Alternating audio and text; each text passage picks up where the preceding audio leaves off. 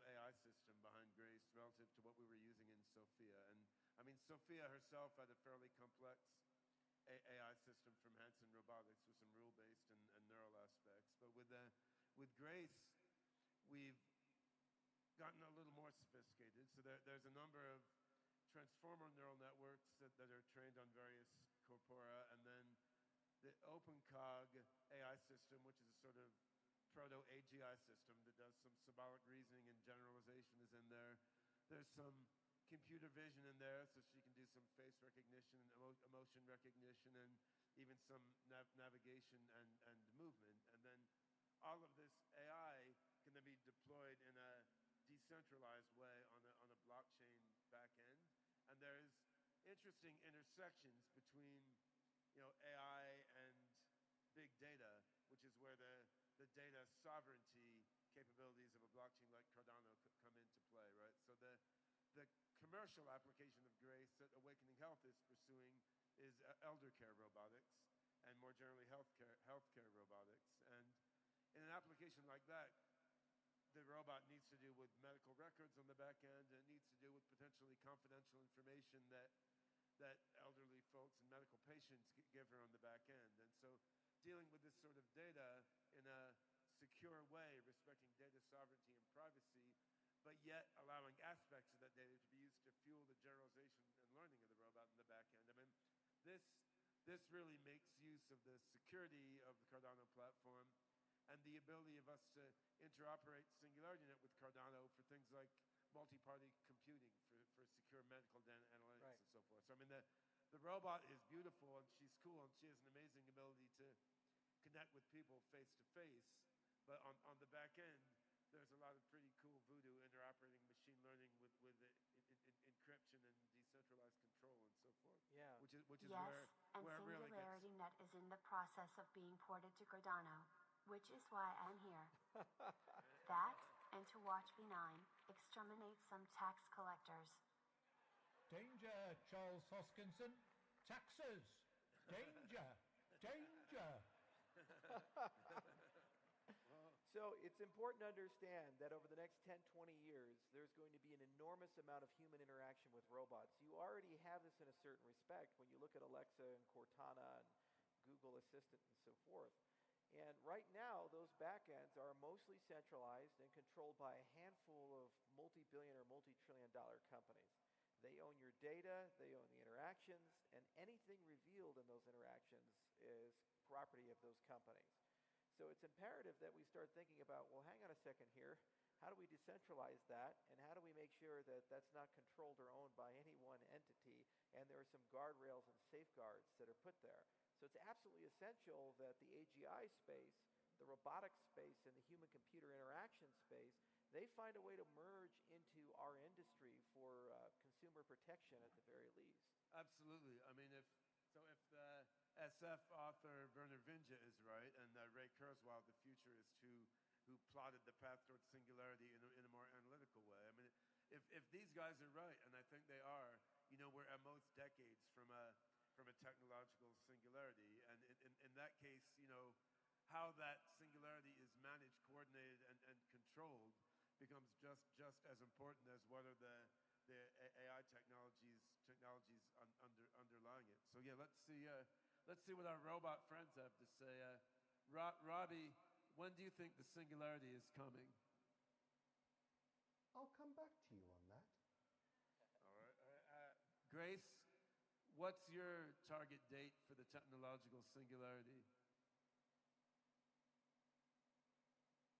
10 years. 10 years. All right. Well, that's straight from the mouth of Grace.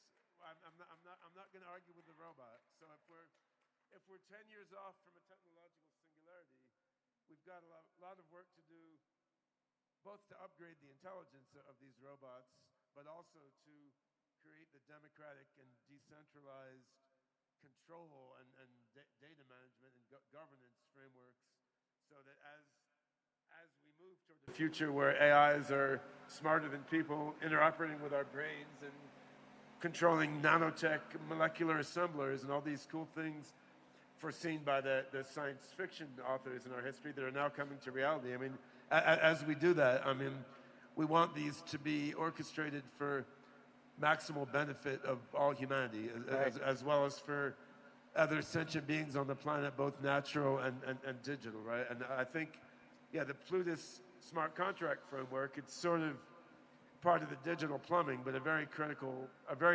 part, because we need to be able to script decentralized control systems for AIs, robots, and all sorts of other advanced technologies in a secure and flexible and provably correct way.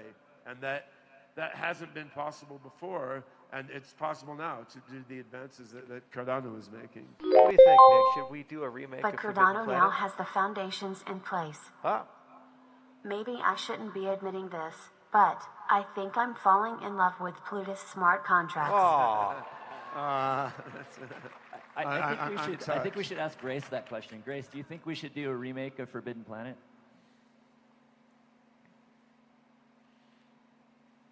Probably.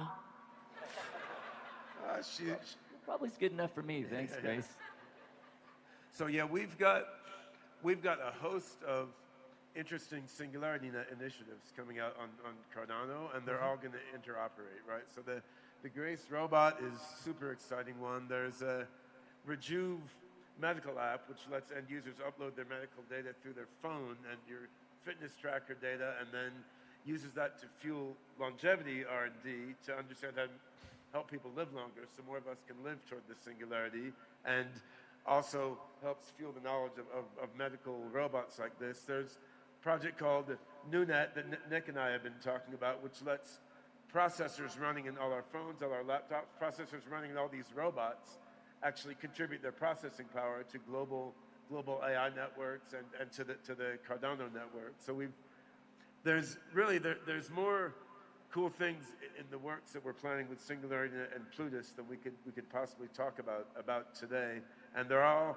going to connect together, right? So I think this is a incredibly interesting time, and you know, if you look back in the science fiction from the 50s and science fiction movies and novels which I read when I'm growing up, there's very few things in there that we're not actually going to be able to realize in the next few decades, which is really pretty incredible. From humanoid robots to all sorts of other robots, to robots going into space, to human longevity and nanotech, and it's all going to connect, and we now have the ability to control and coordinate that in a decentralized manner. So it's and amazing times. The Cardano community is so important when there's distributed computing projects like this for AI, and it's really going to be up to all of you to help advance this future and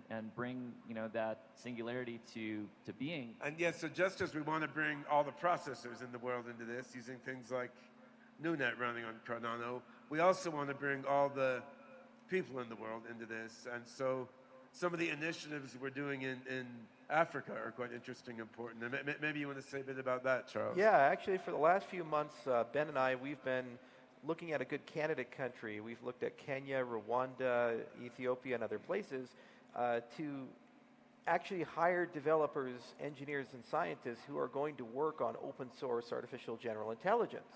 We tend to think, AGI is the provenance of great schools like CMU and MIT and Stanford, but it's about time the rest of the world actually gets involved and contributes in that respect. And it turns out there's some really brilliant AI people that we've found and worked with all throughout Africa who are indeed very curious about not only how do we solve the problem, but how do we solve the problem in a way that's as open as possible. Unfortunately, a lot of the frameworks like OpenAI and others, they've done amazing things, but they have the ability to shut people out in certain respects. And it's deeply concerning to me that we're going to have this magic, this fire from the gods in the next 20 or 30 years. 10 years, according to Grace. Man. I know.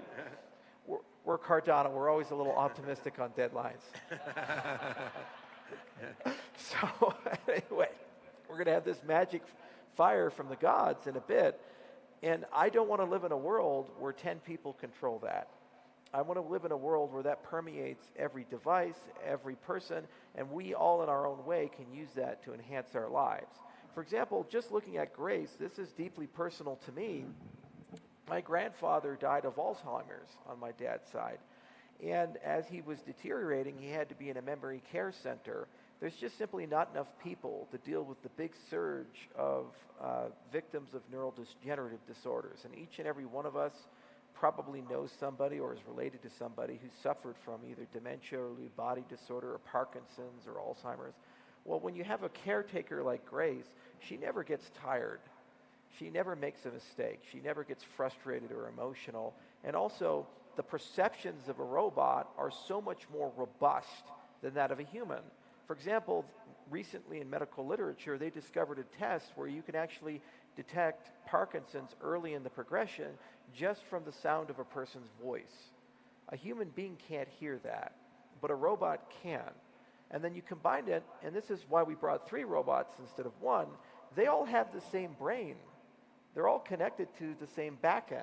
So we see Grace, we tend to think that's a Grace unit, and somehow she's different from all the other Graces. That's actually not true. When you have 1 million of these deployed, you have 1 million nodes learning, growing, collecting, all going to the same back end. So you could start doing mass clinical trials. You could start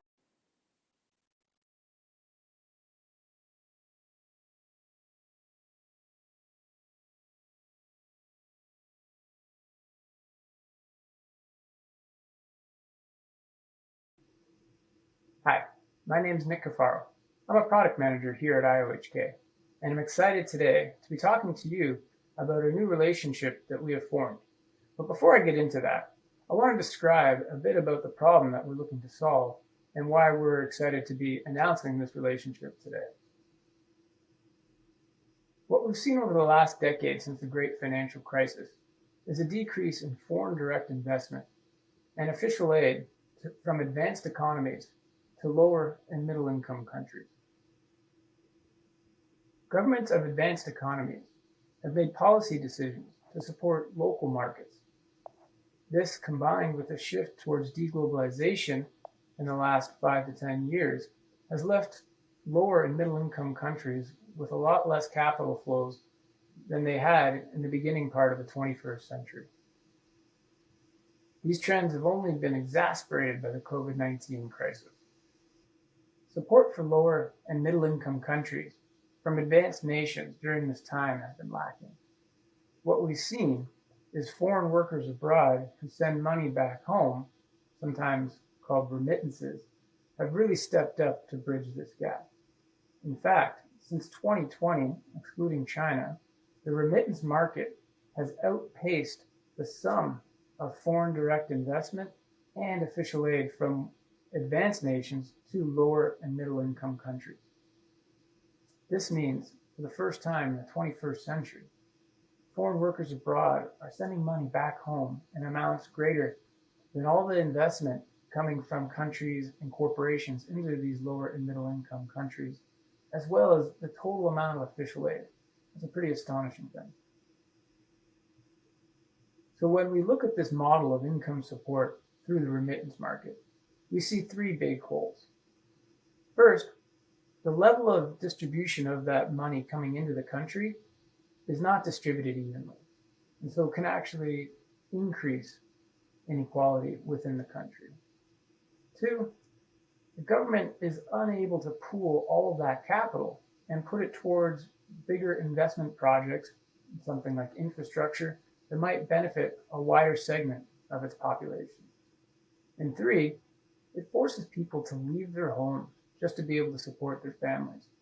That's something that none of us really want to have to do. Here at IOHK, we started to ask ourselves, how could we use Cardano to help bridge the gap between the capital pools that exist within the savings of foreign workers abroad and the needs of capital project financing within the home countries that they're trying to send money to? Normally, these types of projects would be financed through sovereign bonds. A country would issue a bond and would use the proceeds that it received from selling that bond to investors in order to finance things like, bridges, dams, infrastructure, the types of projects that allow for other investment to come into the country and for local economies to really take hold. Now, when we look at the bond market, one of the things that we notice right away is the sheer size of it is just striking. Billions and billions of dollars are normally put into play by a strikingly small number of players within the primary market. Typically, you'll see a small number of banks form a syndicate to take out the entire position of a bond to sell on to end investors. But this means that you need to have hundreds and hundreds of millions of dollars on your balance sheet in order to be able to participate in that primary market. So in the context of connecting members of the foreign working community who might be sending home tens or hundreds of dollars, the problem that we're trying to solve is how do we connect thousands or tens of thousands of this community to the issuer? The private networks that are run by the syndicate of banks that participate in these types of primary issuance is not capable of handling that type of deal flow. So we need to figure out how do we connect these tens of thousands of individuals to the issuer through a single platform. But the great news for us is the Cardano blockchain is a really good tool for solving these types of problems.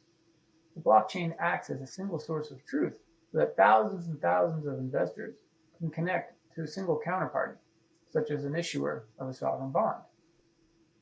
Now, we just needed to find a partner to bring this RealFi product to the Cardano blockchain. One of the things that you have to account for when you want to work with securities and investors is regulation. And a sovereign bond certainly is a security that needs to be issued to investors in a regulated way. We strongly believe that in order to bring RealFi products to the blockchain, you're going to need to work with partners who have expertise in both capital markets and blockchain technology. We are really excited today to announce that we're working with a firm that has all the right regulatory permissions in place, as well as a blockchain-first platform to bring this RealFi product to life on the Cardano blockchain. That firm is Oasis Pro Markets. I'm joined today by the CEO of Oasis Pro Markets, Pat Lavecchia, to talk more about this exciting opportunity. Pat, thanks for being with us here today.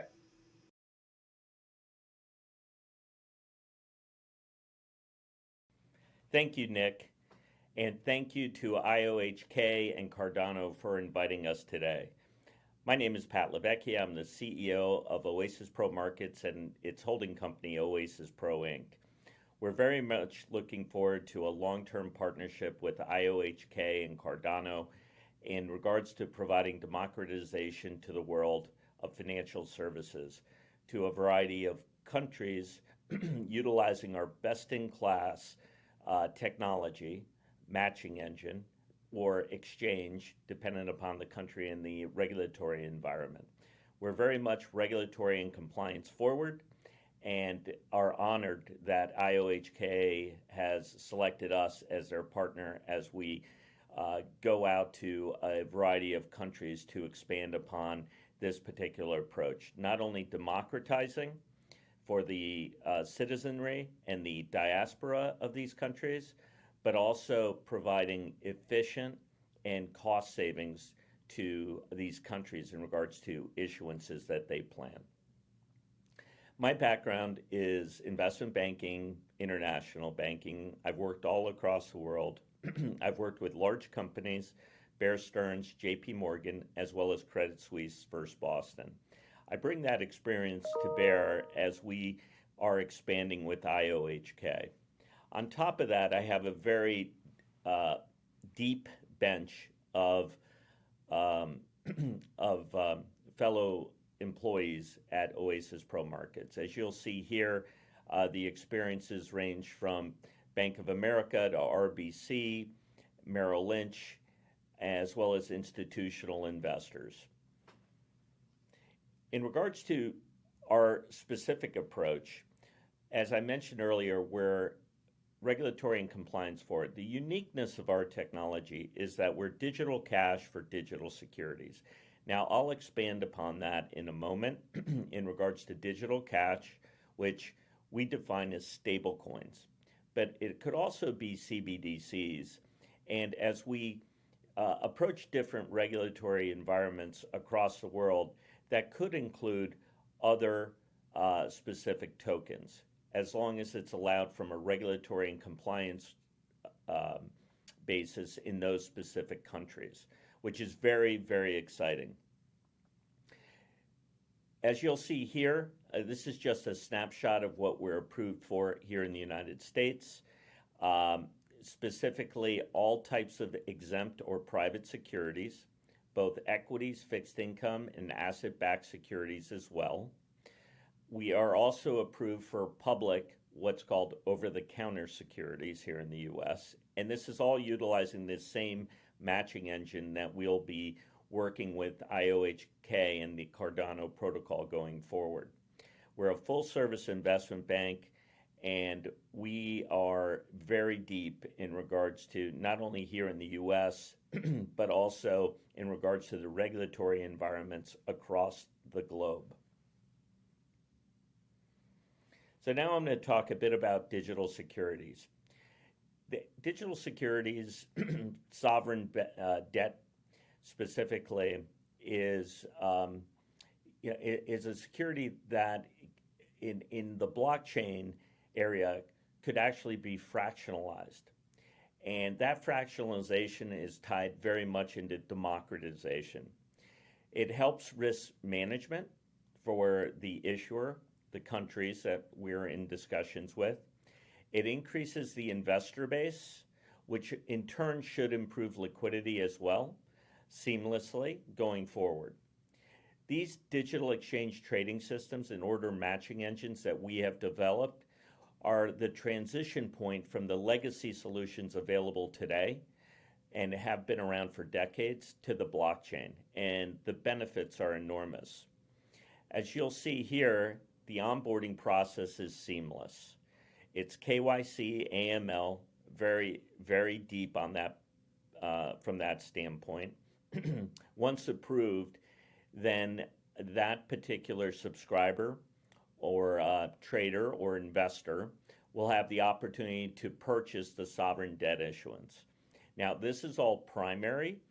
That is our focus at this point in time. But if our clients, sovereign nations, decide to allow for secondary trading, we are prepared to offer that solution as well. We have that solution today. And then I'm going to talk a bit about smart contracts. So the benefits of smart contracts, and congratulations to IOHK with the recent big news on the Cardano protocol with smart contracts.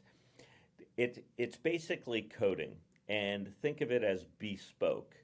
In other words, whatever the issuer or sovereign nation would like to build into that smart contract can be coded in. That information or documentation is widely available. So this approach eliminates poor documentation. The smart contracts are embedded in the security itself, and it contains the terms of the security. For instance, the principal and interest payments, default provisions, if any, or any other types of actions and protections that are incorporated not only for the investor, but for the issuer, the sovereign nation. I mentioned it eliminates poor documentation. It also is real time.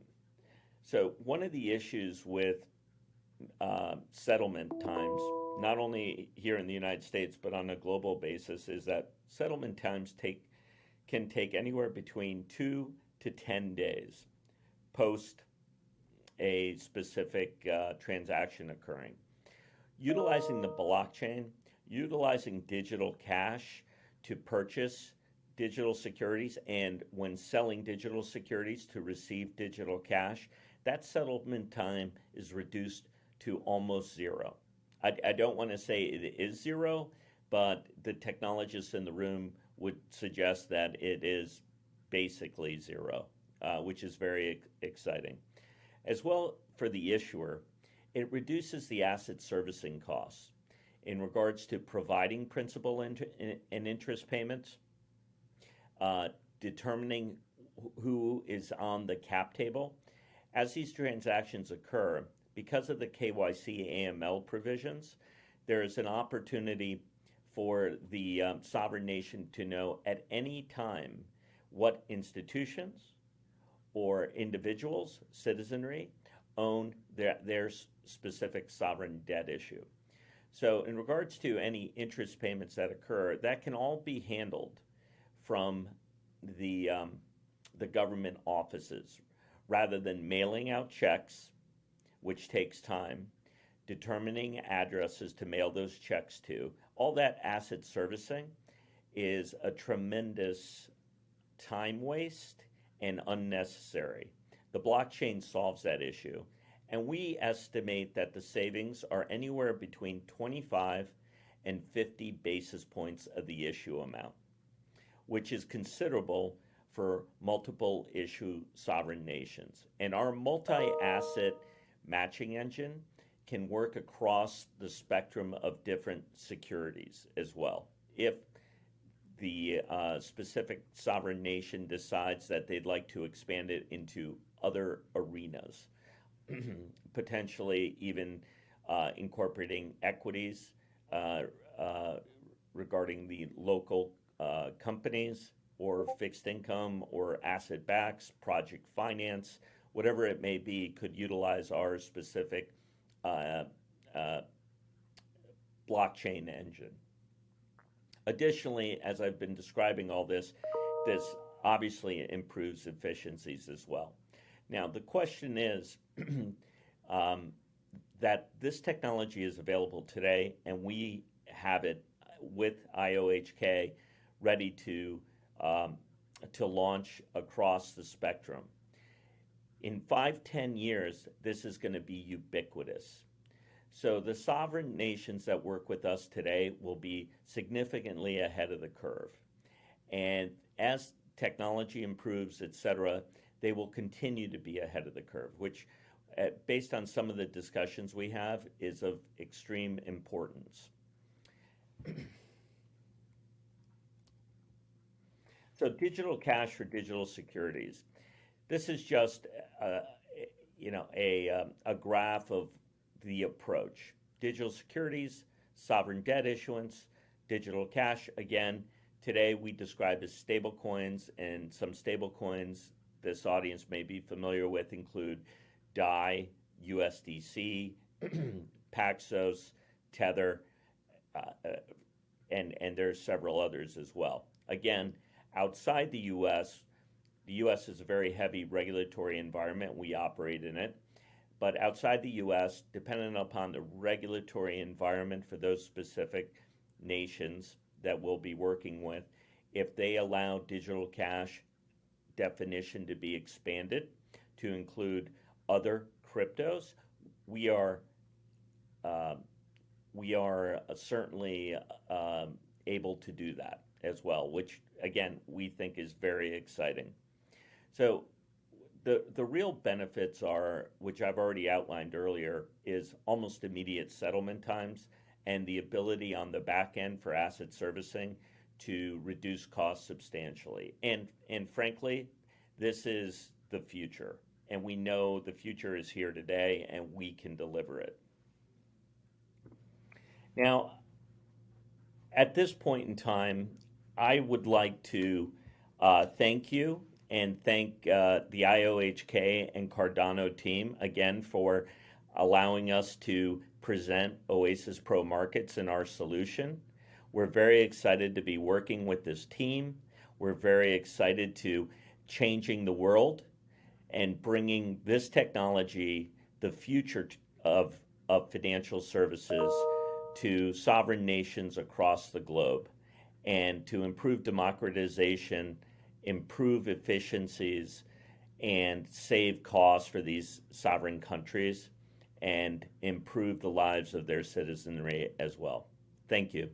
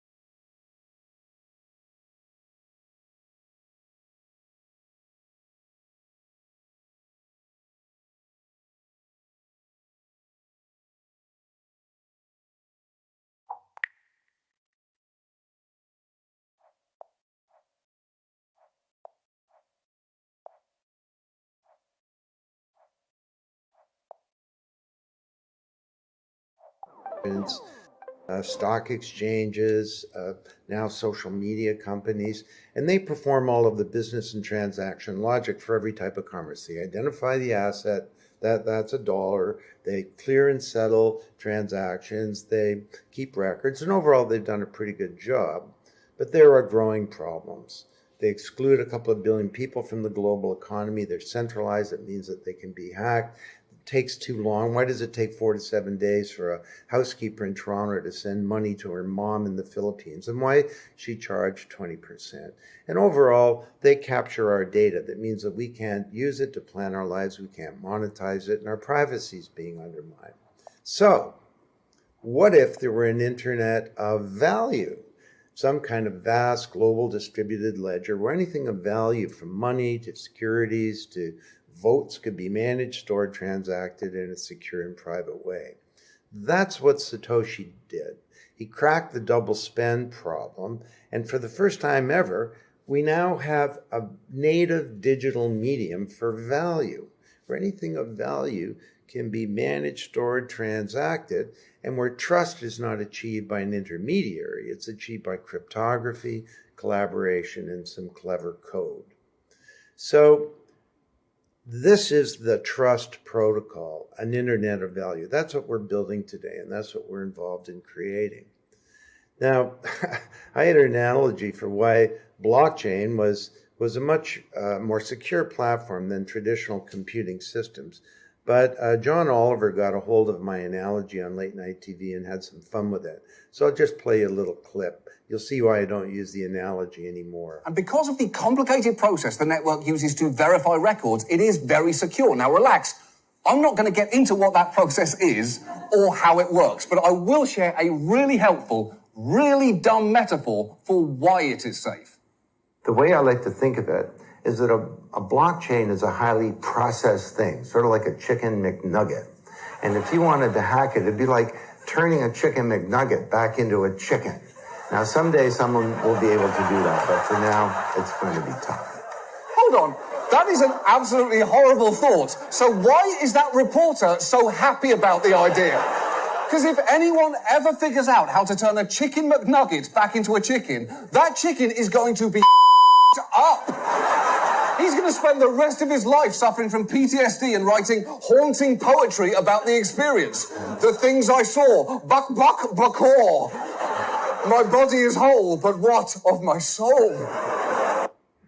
So you can see why I don't use the analogy anymore. I still think it's a good analogy. Anyway, what was Bitcoin? Bitcoin was just the first app of the Internet of Value. But then, do you remember what the first app of the Internet of Information was? It was email. But with the web, we had a general purpose platform to build any app. And now we have general purpose platforms to build any app that are coming out on blockchain. So the first up, big one was Ethereum. And we now have Cardano that you all know about. And Cardano has now implemented a smart contract platform. So this creates a whole new platform to transform any business in any industry. And we're in the early days of this. So the promise is a huge one. We described this in Blockchain Revolution in 2016. There's a new edition of the book out now, and the book holds up extraordinarily well. But one of the things that we said is that this is the early days of a profound change for the corporation. Let me explain that because it's quite critical to the topic today. It was back in '94 that I discovered this guy, Ronald Coase, and it was 80 years ago or more. He wrote a paper posing a deceptively simple question. He said, why does the firm exist? He said, if Adam Smith is right, and the open market's the best mechanism to allocate goods, resources, materials, and so on, why isn't everybody an independent contractor at every step along the way in production? Why do we have firms, corporations? And he said the answer is, and won a Nobel Prize for saying this, the answer is transaction costs. And he described that broadly. He said the cost of search, of finding people or money or resources in an open market, this would be prohibited. So we bring it inside the boundaries of a firm where we things like filing cabinets and org charts and so on. The cost of coordination. Imagine trying to get all these people to do something that had never met. Bring them inside the firm where we have reward systems and organizational structures and so on. The cost of contracting. If every little activity in the economy were a contract, that would be prohibitive. And overall, the cost of establishing trust. So throughout the 20th century, the firm and the way that we orchestrate capability in society was the industrial age corporation. It was hierarchical and it was vertically integrated. Henry Ford had within his boundaries of the Ford Motor Company, a power plant, steel mill, shipping company, glass factory. Why? Because the costs of transactions in an open market were greater than the cost of doing things inside the boundaries of the firm. Along came IT. And in 1993, in Paradigm Shift, I described the firm as becoming an extended enterprise. I said, technology is making the boundaries of the firm more porous. Then we saw the rise of the internet, and it further dropped transaction costs. Companies like Cisco unbundled. We saw the rise of outsourcing and so on. And now with blockchain, this is going to demolish transaction costs. And it means that we're moving to a much more decentralized model of value creation that is extraordinary and holds vast potential for wealth, for innovation, and prosperity. Now, in the book, when we wrote the book, Alex and I hypothesized, where could this go? And we said, could you have a business model that's highly automated on the one hand, and on the other hand was highly complex? And ultimately, could you have an organization with no people? It'd be a bunch of software, basically. And we called it the distributed autonomous enterprise. And we said this could be quite extraordinary. It could solve problems that have plagued traditional command and control hierarchies for some time, like moral hazard, where the individuals in the management of the corporation don't act in the interests of the shareholders because they're rewarded for doing other things.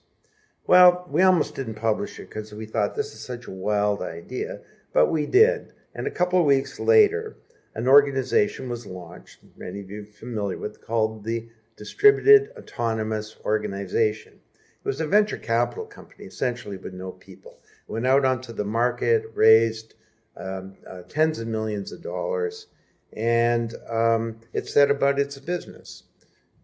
Did that through a crowdfunding campaign. Now, the ending is not a happy one because there was a flaw in the smart contract facility, and the thing, some hackers got in there and threatened to take out money. So the organizers had to shut it down. But this is extraordinary that this could even exist, and it points to how the world is changing. A decentralized organization with no people. You know, Bob Dylan, there's something going on here and you don't know what it is. Now, I'm going to take just 5 minutes and describe to you, each of these is a 1-hour talk. I'm going to describe to you how this is transforming industries overall as well. And it's just not true. People like Gartner are just wrong. We're studying 120 projects at the Blockchain Research Institute. And these transformations are not just pilots, there are huge changes happening to every industry. The first is money. Now, money is changing. We have self-organizing cryptocurrencies like Bitcoin. There are corporate currencies like Facebook's Diem. And there are central bank digital currencies being led by the Bank of China, DCEP it's called, the Chinese central bank digital currency that threatens the US dollar as the currency of record around the world. This is happening. China is implementing this. The financial services industry is up for big changes. It's a Rube Goldberg machine like this one, a super complicated machine that does something pretty simple. You know, tap your card in a Starbucks and a bunch of transactions go through half a dozen intermediaries, and 3 days later a clearing and settlement occurs. If that were on a ledger, on a blockchain, there would be no 3-day settlement period because the payment and the settlement would be the same activity, just be a change to the ledger. So we talk about the golden 9. These are the things that this Rube Goldberg machine does. It authenticates and identifies value. You are who you are, that's $1. It stores it. It moves value around, payment systems and so on. It lends value. There's funding and investing of value, venture capital, hedge funds, mutual funds, private equity, and so on. It exchanges value, all kinds of market stock exchanges. It insures value, managing risk, insurance, reassurance, analyzes value. It's a big industry that does that, and accounts for value and audits for value. In theory, every one of these can be eliminated by software, essentially. Now, that's not going to happen because the banks are working hard to reinvent themselves. But this is a time of big change to the industry, and we're studying changes in every one of those areas. We're also going through the great digitization. Assets are becoming digital. And this is a taxonomy to talk about 8 types of cryptocurrencies, such as Bitcoin. There are protocol tokens. ADA is the protocol token for Cardano. There are governance tokens that essentially represent voting power on a blockchain project.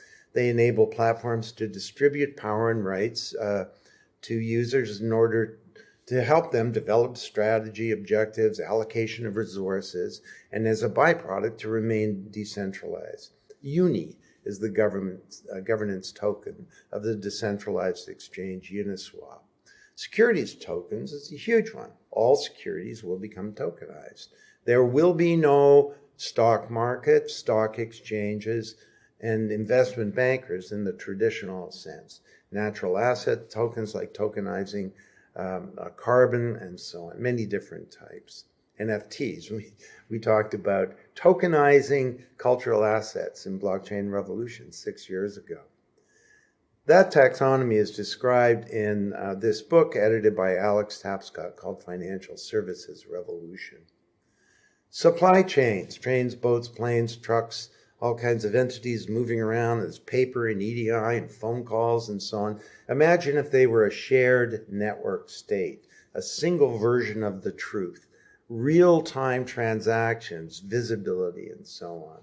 And that notion is described in a new book edited and created by me called Supply Chain Revolution. Health, it's a big, complicated industry. Every part of it is being transformed by this technology.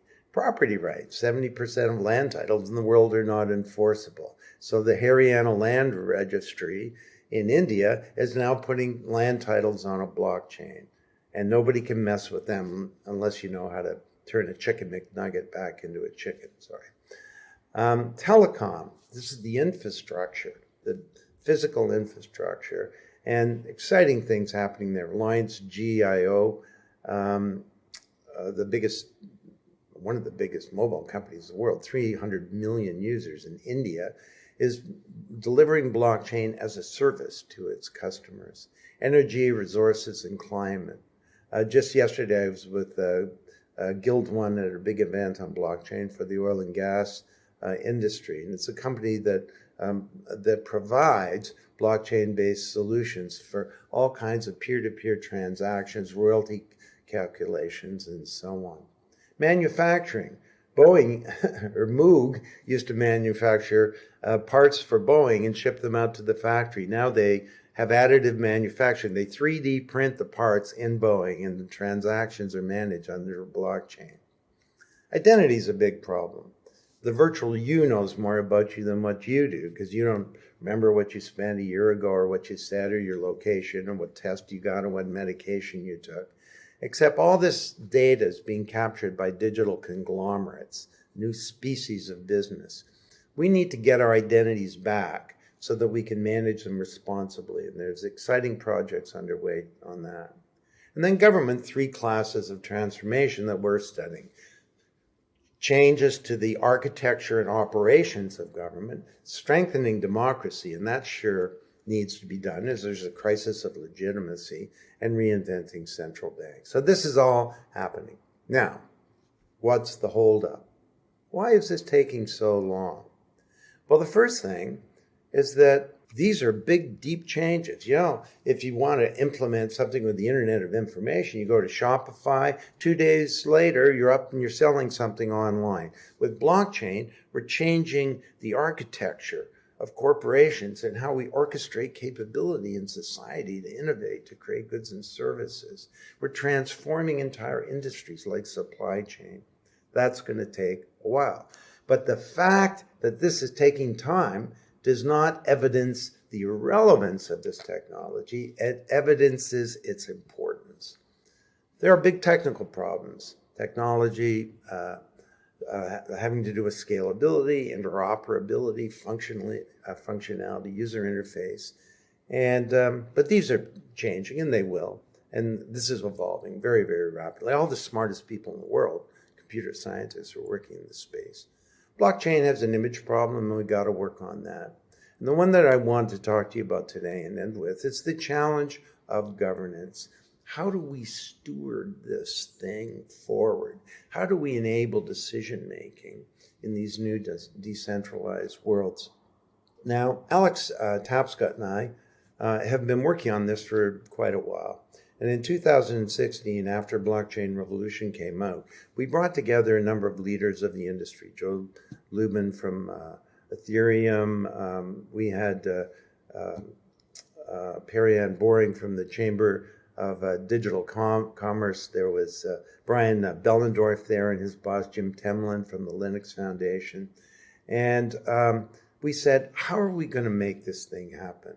And we developed something called the Muskoka Group that created a number of principles and outlined a number of actions that needed to be done to move the ball forward. Now, at that meeting, a guy named Pinder Wong says profoundly, just because it's decentralized does not mean it needs to be organized. So when we're talking about governance of these platforms and protocols and digital assets and so on, we're not talking about government. And we're also not talking about control, au contraire. As Alex said, governance is not about government. It's not about control. It's about the stewardship of decentralized platforms and businesses by their stakeholders to define and achieve objectives. And furthermore, let's differentiate between the governance of this technology and use of this technology for governance, so-called on-chain governance. Both are important, but they're different, and they often get muddled. So based on the Muskoka Group, we did a number of things. First of all, we created a report for the World Economic Forum that introduced the concept of blockchain governance, and it was very widely received. Also, we created the Blockchain Research Institute because there was a big need for research on use cases and these problems. And our goal is really to link the potential and actual deployment of this technology. Now, as part of the work that we've been doing for the Decentralized Consortium Funding Initiative, I'd like to try and describe these different levels of governance. First of all, there's the issue of you need to fund a platform, typically done with ICOs, but most ICOs have not been effective. Many of them were fraud. But also, the funds either didn't get raised, or once they were raised, the platform was unsuccessful in governing itself, or it became centralized quickly. So how do we fund these platforms in a new model? And that's the first level. Funding them, and not just funding them, but deciding how resources will be allocated to achieve the objectives of the organization. More broadly, how do we govern? Funding is a subset of the broader issue of governance or stewardship of these platforms. Thirdly, we're not just governing platforms. Increasingly, the firm, the corporation, is changing, and there are new decentralized models of businesses. Now, the extreme example being something like the DAO, a distributed autonomous organization. And then overall, we're not just governing corporations, we're having to come together to rethink entire industries. So I was with the Blockchain and Energy. It's a consortium that's trying to rethink the oil and gas industry. BITA, Blockchain and Transportation Alliance. Fred Smith at FedEx, the CEO, says, blockchain is a team sport. You can't do it by yourself. We used to be able to do that, create a new system, put a FedEx logo on it, take it to market. You can't do that. We're changing entire industries now. So these are the four sort of levels that you can think about this. And just a couple of other points here. That rather than ICOs, we can have funds in treasury. And this is not a theory. Uniswap has a $10 billion treasury. This treasury is not controlled by anyone. It's controlled by a decentralized group of shareholders. And its treasury is twice the size of Coinbase's cash balance. Coinbase is a gigantic company in a traditional centralized exchange. So it just shows how amazing this is happening. Uni is the governance token. And there are many issues that are posed by this that we're trying to tackle. Like here's one. How do you prevent voter apathy? It's kind of the same thing in a lot of governance systems. How do you encourage coin holders who are stakeholders and they control the governance tokens of a project to actually vote on key measures? And in the end, there's so little participation often that a handful of very large whales, big holders, end up governing the system, not unlike other governance systems where there are a number of wealthy individuals who control the outcomes. Well, there are all kinds of exciting new ways to think about that. One is to use prediction markets to determine policy. You kind of make it like a game. And this is something that's being done by the SSX network, where you basically make predictions on policy, and if your prediction comes true, then you're rewarded for that. So let me close by digging into this, introducing the DCF, or Decentralized Consortium Funding. The goal here of our project is to revolutionize tokenized funding, to support the effective use of funding to achieve strategic objectives. That's really the goal. And to do that in a decentralized way. And also to build a program execution machine with built-in governance components. And the goal, obviously, is to mitigate power concentration through building these types of on-chain capabilities that get adopted over time. And this is not just about funding for a platform, but ultimately these new models can be used for all models of decentralized wealth creation. So if I go back to my pyramid, DCF addresses the funding, decentralized consortium funding of these platforms. But DCF is also at the heart of the overall governance of protocols and platforms. It ultimately can be applied to DAOs in general, or to more decentralized enterprises. And there's no reason why it can't also be applied in rethinking entire industries.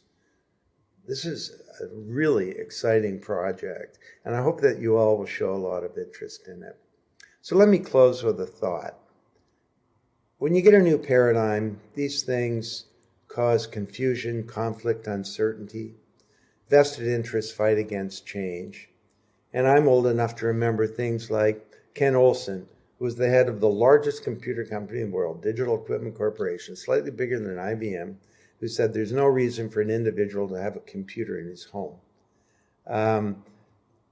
This is the problem of paradigms. These things are mental models. They put boundaries around what we think. They constrain our actions. They're often based on assumptions that are so strong that we don't know that they're there. And leaders of old paradigms have difficulty embracing the new.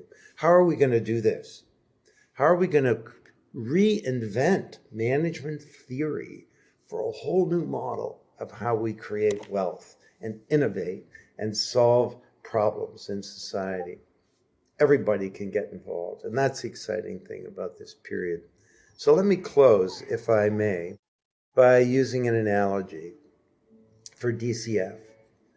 At the Blockchain Research Institute, we've been studying nature. Bees come in swarms, fish come in schools, starlings, different parts of the world, come in something called like in England, something called a murmuration.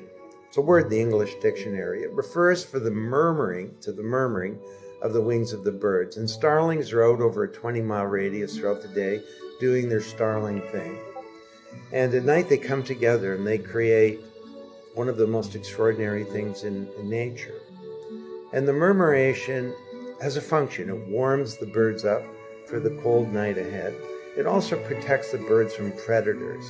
On the right of the screen here, you can see a predator, a hawk, 25 times the size of a starling, being chased away by the collective power of the little birds. And scientists that have studied this say they've never seen an accident. There's leadership, but there's no one leader. And when the moment is right, this magic happens. Now, is this some kind of fanciful analogy, or might we learn something about decentralized governance? This murmuration functions according to the principles of DCF that I've been talking about today. Remember, I said trust in a protocol is not achieved by a middleman. There's no middleman here. It's achieved by cryptography. There's some code in the DNA of the birds that gives it rules. Big rule is don't bump into anybody else. But another rule is don't get too far away. But I also said trust is achieved through collaboration. And the murmuration is a giant collaboration. A critical principle is interdependence, that the interest of the individual bird is connected to the interest of the murmuration as a whole, and that's the way that it functions. And another principle is integrity. Integrity, which is really the foundation of trust. So let me explain that. What is trust? What is trust? Trust is the expectation that the other party will act with integrity. Trust is the expectation that the other party will have value, they'll deliver good value, but also that they will have the values of integrity. They will do the right thing. They'll be honest, considerate of your interests, abide by their commitments, and be open. Which is why a little bird will chase a predator 25 times its size, because it trusts. It knows that the other birds will have its back. Now, this is a stimulus response network, but imagine if we could build in human cognition. What kinds of problems could we solve? And I get a lot of hope when I look at this thing, that if we built some vast network of glass and air and cryptography and code, and on that we build applications to transform every business, and we find new ways off-chain and on-chain to cooperate together to steward these resources and these new business models forward, then maybe this smaller, more decentralized world that my grandchildren inherit might actually be a better one. And this new age of networked intelligence would be an age where the promise of the digital economy is finally fulfilled. Join us, and thanks very much.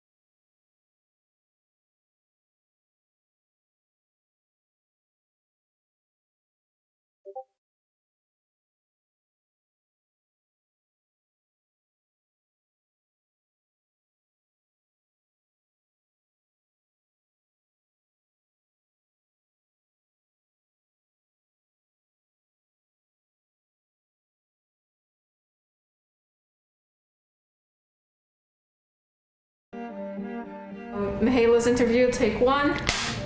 I just wanted to sit like this so you can see the enterprise here.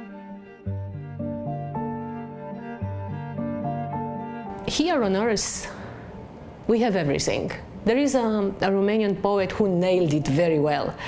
And he says, pe pământ avem de toate, și mai bune și mai rele. Și frunți deștepte, și lichele, și noroi și stele. On this planet we have everything, good and bad. We have geniuses and idiots.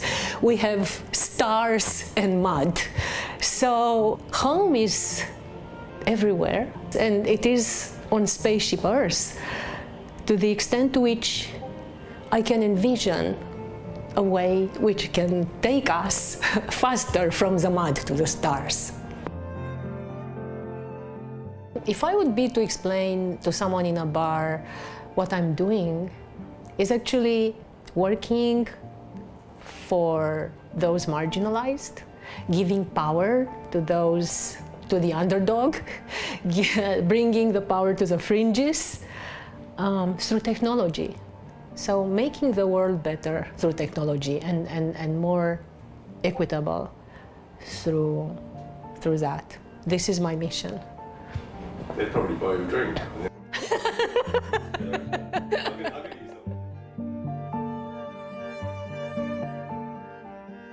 You know, they say Romanians, I'm Romanian, and they say the Romanian is born a poet. So that's how I felt, that I was born a poet. So I was writing poetry since I started to write.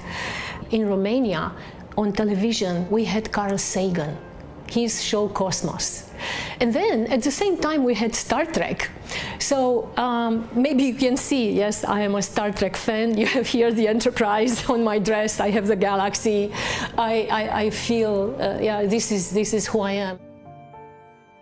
By looking at the world in a different way through what the Star Trek universe brought to me.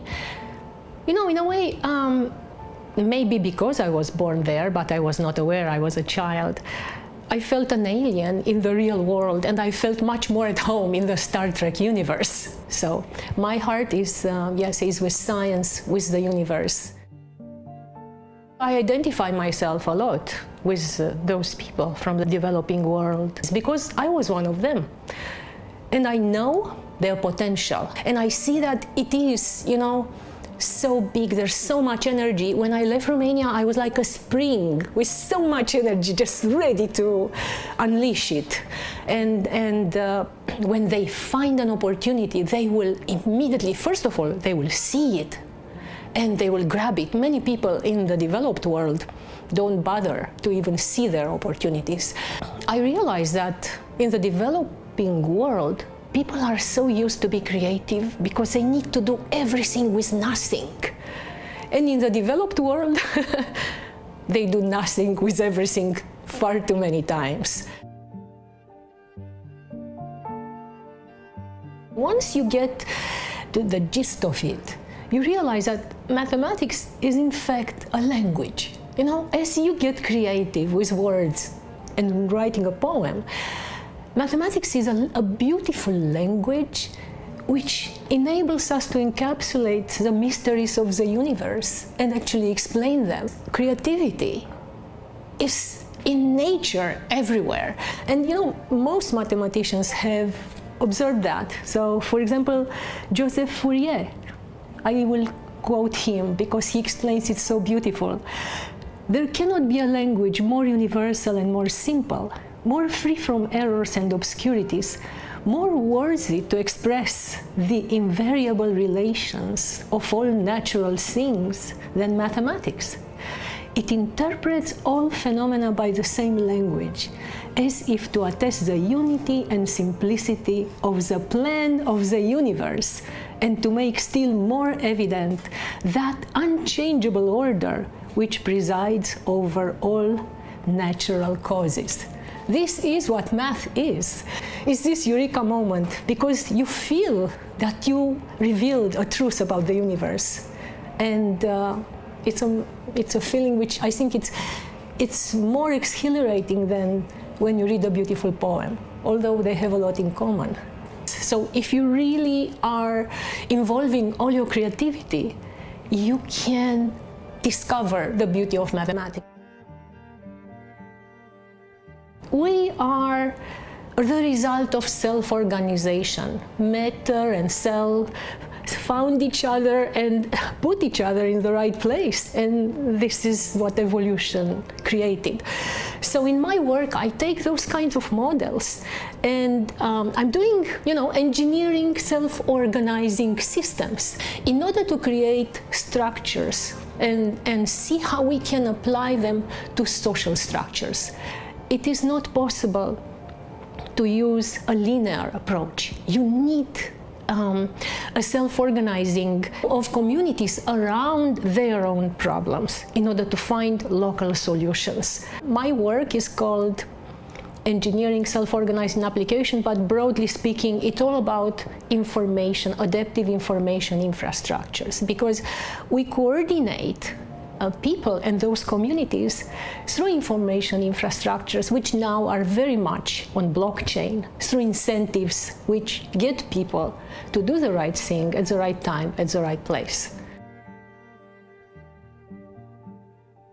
In the early days of Bitcoin, it was clearly opening the world to a new way of doing things. The first thing was disintermediation of the centralized powers and empowering the individual. So now I can have full control of my money, at least something, yes, I can have full control of, but it could be more, why not? So I could have full control of my own identity. How can we make and manage this transition from identity belonging to the government, together with our lives and so on and so forth, to identity belonging to me? And then what will happen? Will it be chaos? Or can we self-organize to find ways for this transition to be smooth, but also, is it possible to organize society when people have full control of their identity? I believe in that. I believe that that is the future. And it all depends, yes, how we tweak the incentives. And this is what we are working here at Cardano. The problem is we do not have a society and a world which is structured by merit and incentives done for contributions in meritocracies, and deploying such meritocracies can solve this problem. We are working on finding the right way for governance of such communities, of such self-organizing communities. We can step off the dysfunctional systems that are keeping us as cogs in unhappy lives in which we cannot fulfill ourselves. Yes, we can step off and have our own identity and sovereignty and create a better world and a better society through this technology, because now we exist, we have identities of our own, and we have our own money to ourselves, which we can use and put together in projects that are helping us and not those at the top. I think that is what drives me, that what I have seen drives Charles and this community of fans, of which I think I am the greatest of Charles' vision and work. With blockchain now, one can reach the individuals, having self-sovereign identities and so on and so forth, and bring them together. You can see that actually you can solve very difficult problems if you have a collective that is pursuing it. And if it's the right collective, you can solve a wicked problem very fast. A wicked problem is a problem where you can see the symptoms, but you cannot point to the cause, because the causes are dynamic, interdependent, and unclear. I've been working with the Department of Defense on wicked problems because this term came from the counter-terrorism fight, where terrorists are networks which are decentralized and quickly self-organizing, speaking of, my expertise, Well, the Department of Defense is a top-down, very rigid structure, which actually cannot have the agility of response when it comes to those kind of asymmetric attacks, as we call them. When you have a collapse and a power vacuum happens, in this case, of course, there are two extremes. So we can either get into total anarchy, or we can get into total Big Brother effect, in which top-down dominance dictatorship. So how do we find that middle in between, to offer society something better than before? If you look, at the patterns in which the universe works, from the solar system to the atom, you have all these self-replicating structures. The atom with its electrons around the nucleus is like the solar system with the planets around the sun. So there are all these fractal, self-replicating patterns at many levels. That kind of structure is called a holarchy. And these holarchies are able to combine bottom-up and top-down structuring of things as well as societies. That's how we self-organized ourselves. So this is what we are working on right now at Cardano. I really very much love my students, and that I appreciate their talent and potential. And I see in them the potential which maybe they don't see themselves sometimes. I actually mentored Garrett Camp before he founded Uber. He was my student in Calgary. So I took him under my wing, I can call it this way. So I keep his thesis, since then, as a very dear thing to me, because he was extremely talented. And this is a phenomenon which is far too often in our education system. The talented kids are, kind of big leveled up, and this is not good for the progress of our world.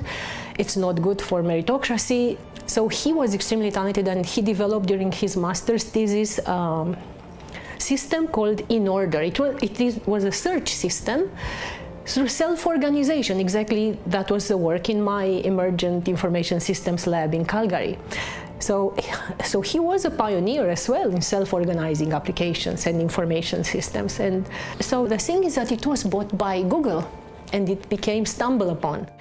And then that's how he moved to California, and he met Travis, and they co-founded Uber. And now Garrett bought the most expensive home in Hollywood. So, who would have thought when he was in Calgary?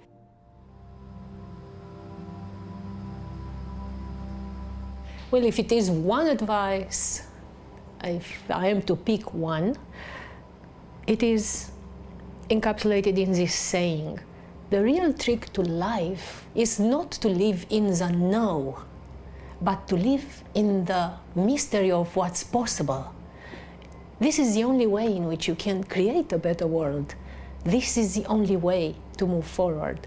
Begin, by putting yourself in the shoes of the other. How what I'm doing, let's say I'm a startup, impacting the others, and not impacting them immediately. How is it going to impact them 10 years from now? So look at Facebook, look at DuPont, what disasters they created without knowing, just by thinking they are helping. So begin with the end in mind as much as possible, and build that emerging future in the best possible way for the other. I think it's called empathy. That's pretty much it.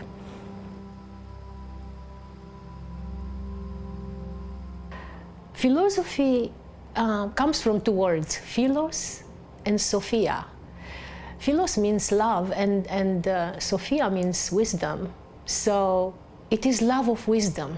This is from Greek. And as such, philosophy, I think, it's the most important of it, because it helps us look at the world in a way in which, we come from the ancient traditions. So there's a lot of wisdom still on this planet which we forgot. as conquerors, we didn't do a very good job because now we are close to extinction. So we have to come back to that ancient wisdom.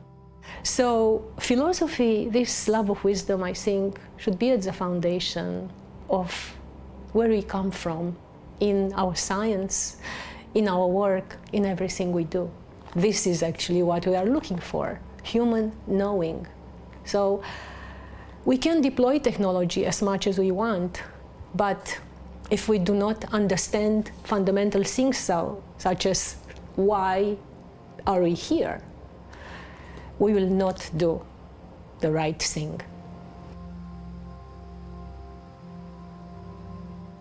We did not inherit the earth from our ancestors. We borrowed it from our children.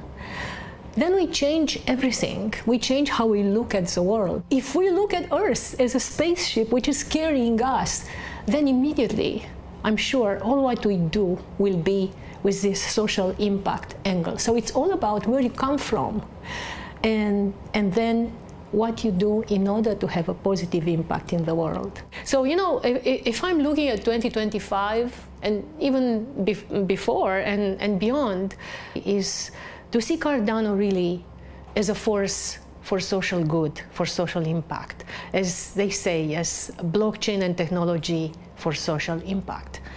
The question is, what future do we want to create? What is the possible future?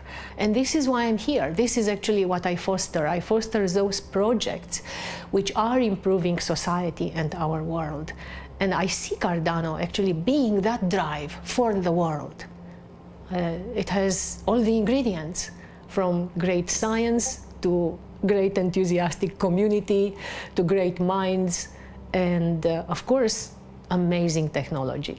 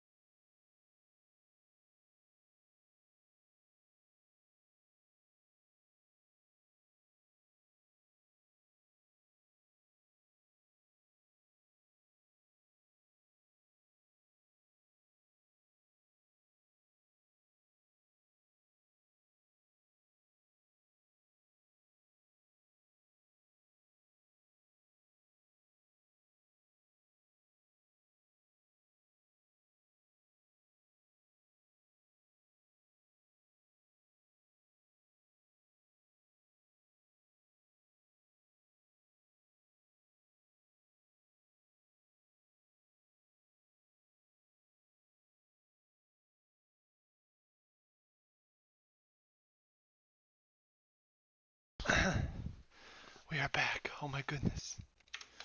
Alright, let's find the schedule.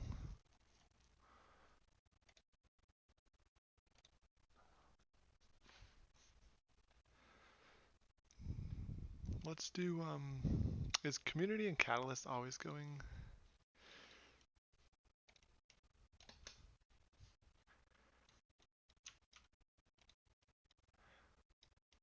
Huh. Alright. Hello, my name is Cole Bartlett, and I came up with Sustainable ADA because 6 months ago, while finishing my degree in economics and sustainability, I found a strong connection with blockchain technology and how it can help achieve our sustainable development goals by 2030. A technology that can be used to solve problems we face across the globe today, along with its ability to create a more sustainable and equitable world for all. I felt this technology. Alright, we're gonna go to main stage. It starts in 5 minutes. Let me just get the... We'll get over here. We'll do the giveaway as well. So... Alright.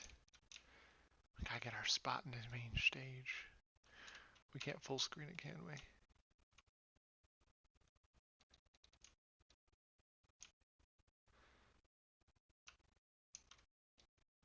Not yet. Alright. We'll hang out right here. No to voice chat. Let's do this giveaway. So Twitters. Yes, I'm finally back. Twitter. Let me find that link. We'll put the link in chat one more time here.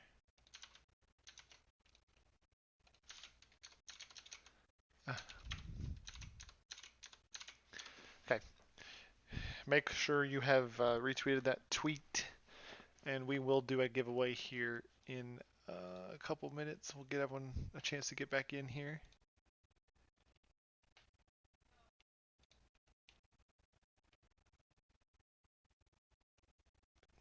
Kind of a slower day today. I was late to this stream, which means people are probably in other channels. But we will go ahead and do a giveaway anyway. Let's see.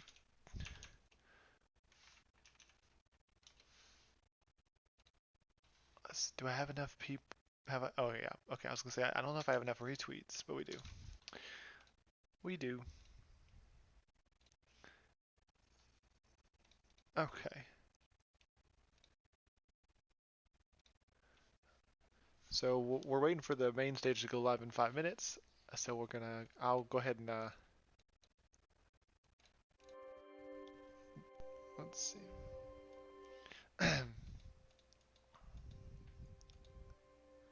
I will go ahead and draw a winner in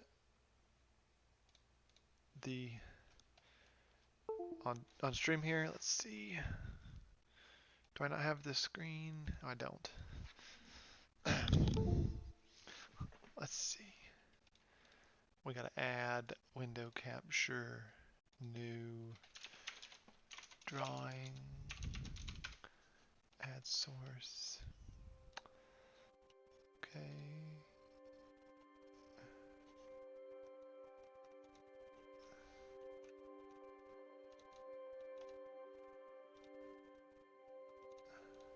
Okay.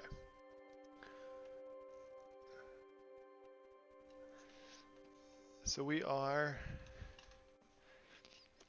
good to draw the winner. I've retweeted it. I'm waiting for you to announce the winner. Perfect. Thank you for hanging out. Let me go ahead and send it. Okay. Oh, there we go. And then, does that look good? It does. We'll just full screen it.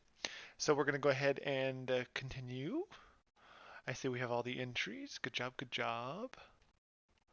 And we're going to go ahead and continue. And we have 12 entries today, so it's a whole lot lower, which is good. And we'll go ahead and hit begin draw. Marco Fernandez. Are you still here, Marco? I'm going to make sure you're here. Marco Fernandez.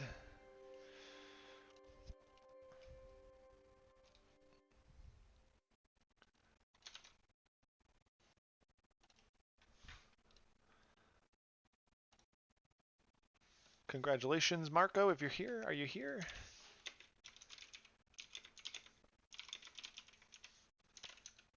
Oopsies, oopsies. Marco. Paolo.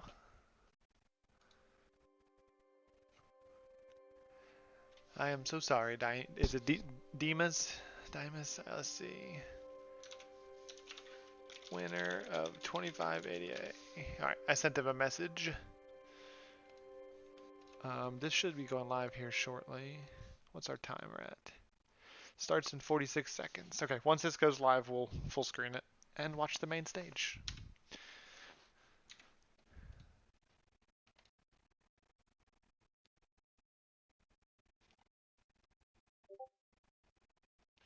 Let's see.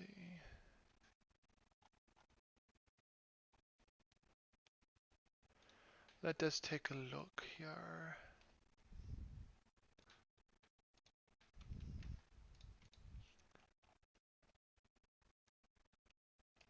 I sent him a message on Twitter that he won. So I will wait for a response. If he doesn't respond in like the next half hour, we'll skip him. All right, here we go. Is there? I make sure the audio's off. Cool.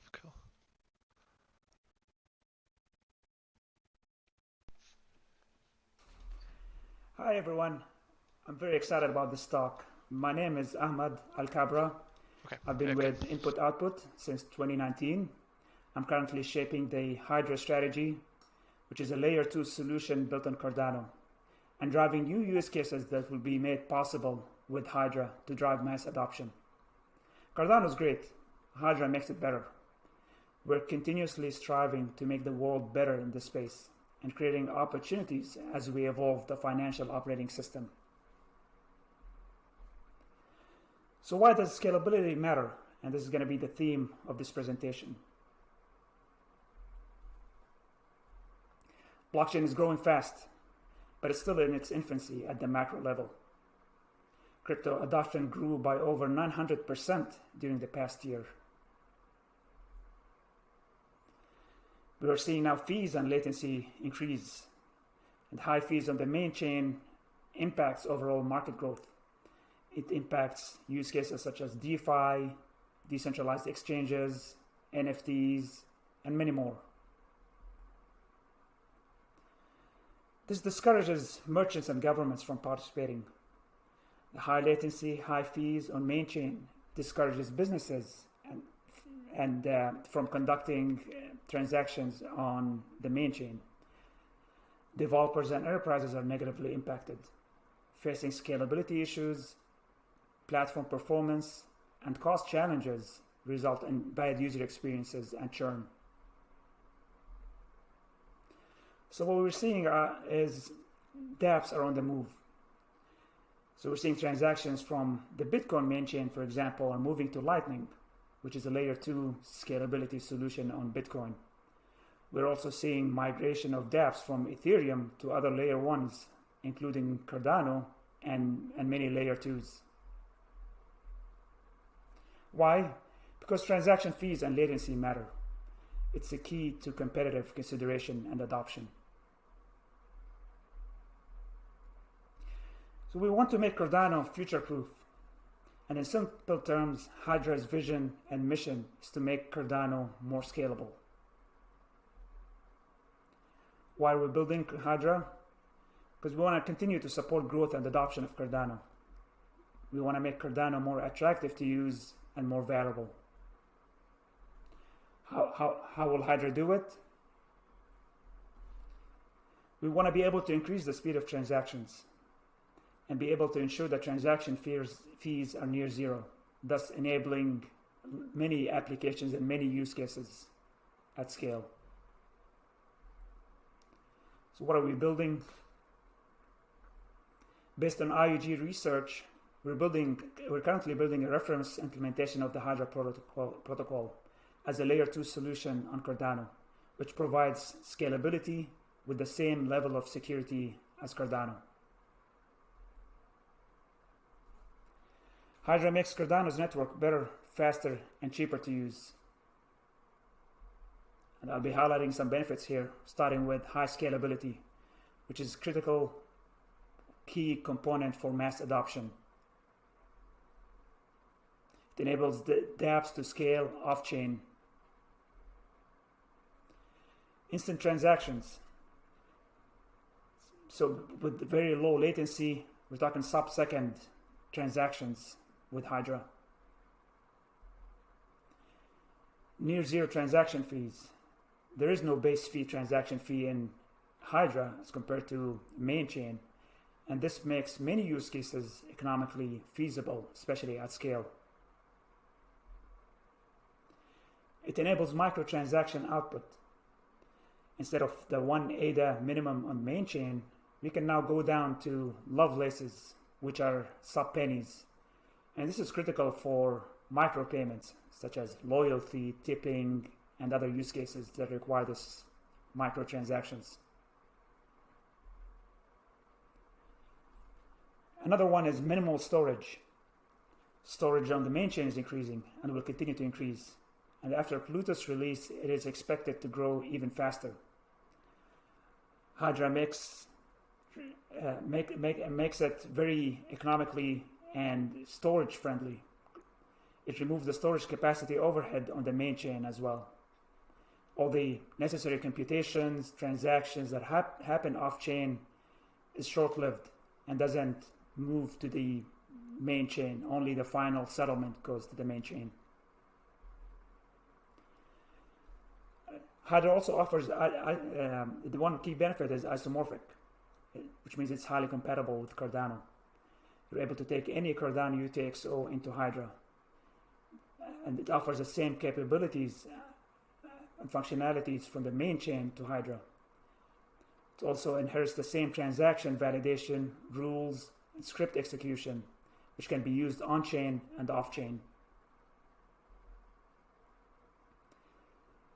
So Hydra makes Cardano better, faster, and cheaper. Again, it's highly scalable, instant transactions, near zero fees, microtransaction output, minimal storage, and is isomorphic. Hydra's target segment are any entities or organizations that need blockchain scalability. Any organization, any developer, any startups that wants to make their products usable and scalable. Start with some of the top use cases, payments and micropayments, for example, where countries and citizens can participate in seamless scalable payments. Even enterprises and B2B sector can participate in that. Micropayments, we're talking about streaming content, tipping, loyalty, or the concept of cashback can happen seamlessly and scalable on Hydra. Telecom top-ups, roaming settlement between intercarriers is also a key use case. Another category is the gaming sector, where we can have in-game purchases, rewards, NFTs within a game, all scalable seamlessly at very low cost. And then other top use cases are RealFi, where we're talking about real world use cases such as decentralized IDs or financing for the average people, for common people, especially in places in developing nations or developing continents, geographies. We have also use cases around DeFi, decentralized exchanges that can utilize Hydra, where on-ramps, off-ramps, trading all happen kind of with low to minimal fees. We have a well-versed team of researchers and engineers behind Hydra. We started with the head protocol, and you'll see a demo and a technical preview in the technical talk, which I encourage you to attend. But essentially, at a high level, the head protocols enable a set of participants to transact instantly and as many times through a multi-party state channel.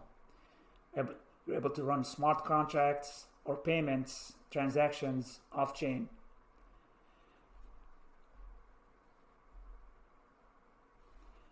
So with that, to recap, Hydra aims to make it frictionless and scalable to onboard 1 billion users onto Cardano.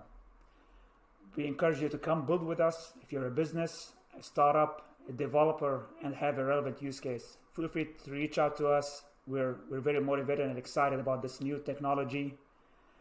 And with that, thank you very much. Hope you enjoy the rest of the team, and be sure to attend the technical talk after this one. Thank you.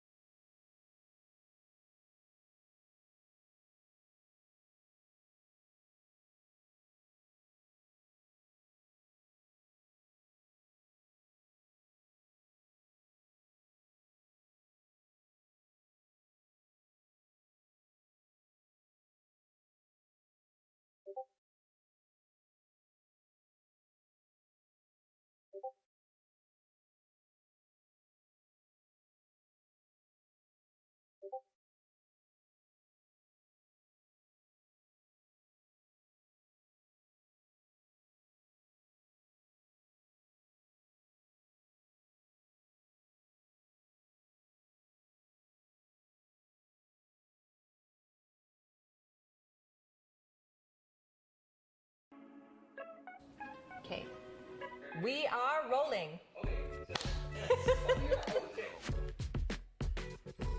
The most important problem I would love to see the community work together on is the notion of culture and governance and what that means. So what does good governance look like?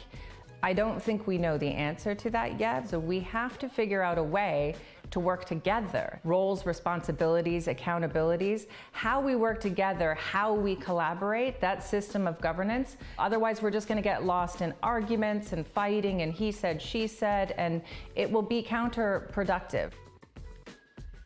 We need to make sure that we set up a governance system that clearly articulates even what a mentorship network might look like. I mean, companies need mentorship. We all need mentorship. Everybody needs a mentor of some sort, or help, or advisement. So I think we can explore new ways through Catalyst challenges, actually, in building that mentorship network out. And it doesn't mean people have to do this for free. Some people are going to be more altruistic and say, hey, you know, I've run this Fortune 500 for, you know, 1 billion years, and now I'm retired, and now I want to help you kids, you know, develop something, and I'm going to give my advice for free. Or you could actually incentivize people through Catalyst as well and pay people to form this sort of mentorship network.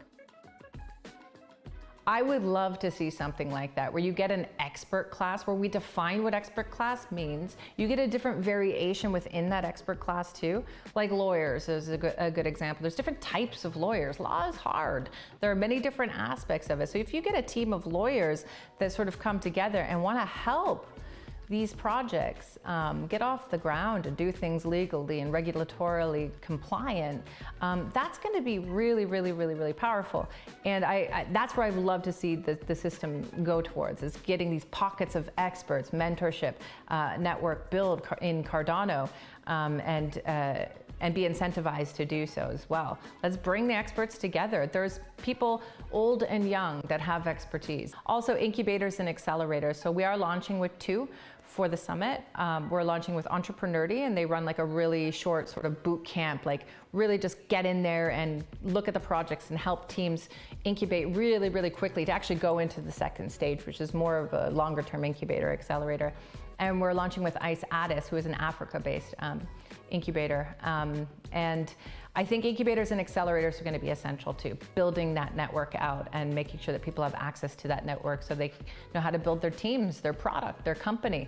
Some are just going to be products, by the way. They're not going to be companies. Others are going to be applications. I mean, there's different sets of things that are going to be built there, and you need different support structures to do it. I think being very careful about voting on different aspects of Cardano, for example, once governance is fully decentralized for Cardano, making sure that the right people, so I mean, I always found this too at the Cardano Foundation. You don't want me voting on something to do with like protocol updates, right? And parameter changes. I mean, I'm a clever girl, but I'm not going to actually be able to weigh in too deeply on this. It has to always be the case that the person that is voting, if it is on a subject or a topic that I'm not an expert in, I should always have that very easy user experience where I can delegate my vote. In fact, a lot of times on the council, when I was voting and I wasn't aware of something, a very technical aspect, I would abstain from voting, because that's the more appropriate way to do something like that. But I could see more specialized voting circles if we do the circle approach in governance. And again, I'm not a governance expert, so we need to talk to governance experts. Voting circles that vote on their area of expertise, to me, would be one start, one way to actually build trust into the system, where you're trusting that there are people voting on parts of your system that actually have that expertise.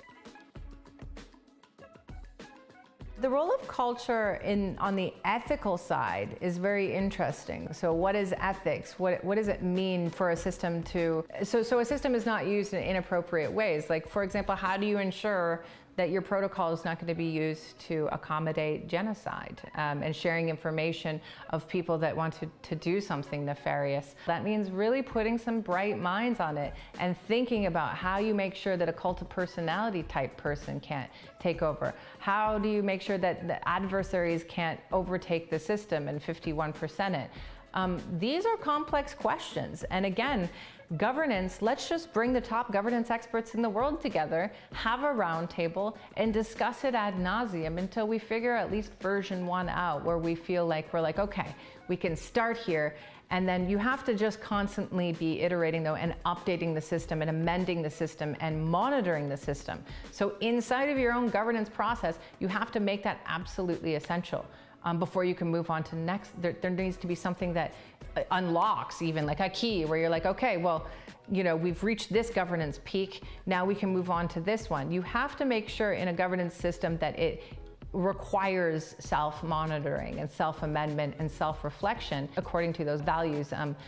I think governance is the systems, it's who gets to vote, how do they vote, it's systems of accountability. So it's sort of like the rules of engagement, which should be imbued by a value set to sort of monitor those behaviors.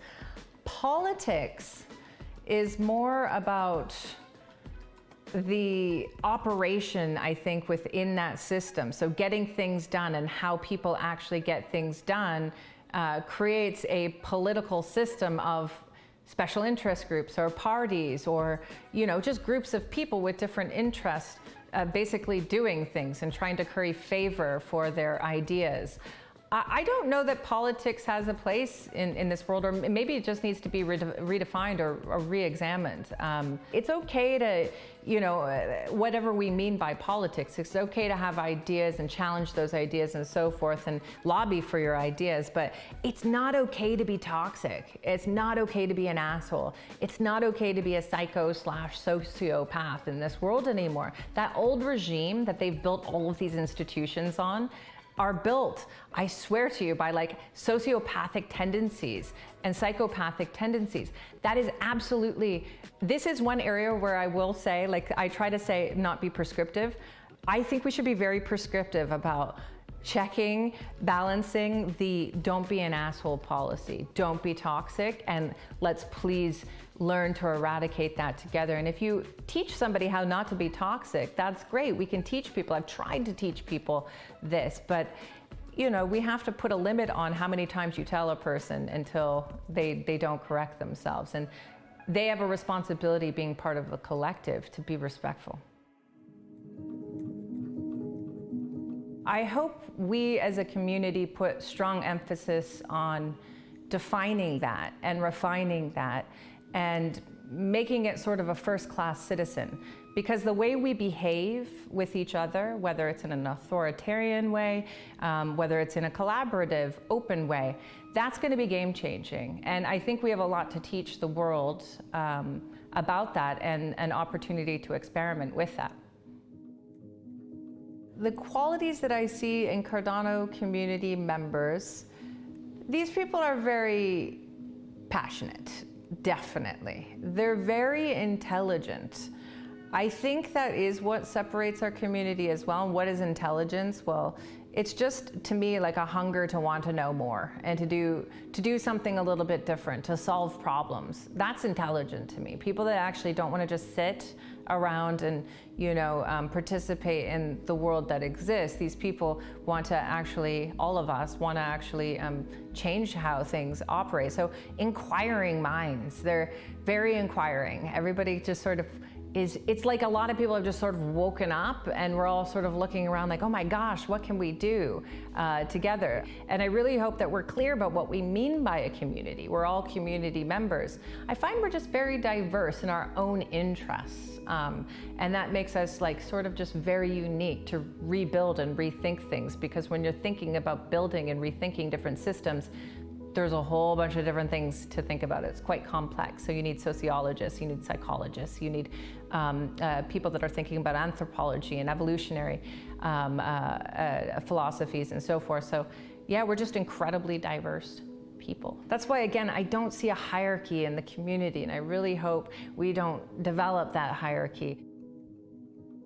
My advice to the community is to constantly challenge and question gatekeepers, gatekeeping functions, constraints like that.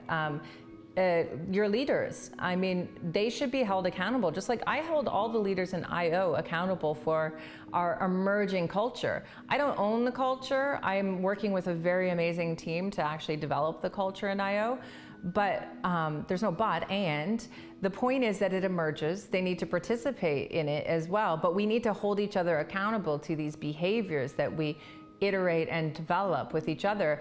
So you as the community, because I'm a community member, you're a community member, we're all community members. IO as an entity is technically a community member. Exchanges are community members. We have to develop, or we should, or possibly could, develop, put culture at the top of our agenda, culture and governance, and I challenge us all to do this, and to really, once we get some sort of value and behavior set and a nice governance system, let's keep evolving it and challenging it and perturbing it to a more fair, whatever we define as fair, sustainable, equitable, open, whatever we define those values, let's keep on it, and let's keep each other honest, including the Cardano Foundation. Let's keep them honest too. They have a significant amount of resources now to help us build. I am not on the foundation anymore, but I want to hold them accountable too, to help us build and help us build in the right way. So let's hold each other accountable. Never forget to be kind, be patient, be open. Not one of us knows all the answers. So just listen to your fellow collaborators, really truly listen.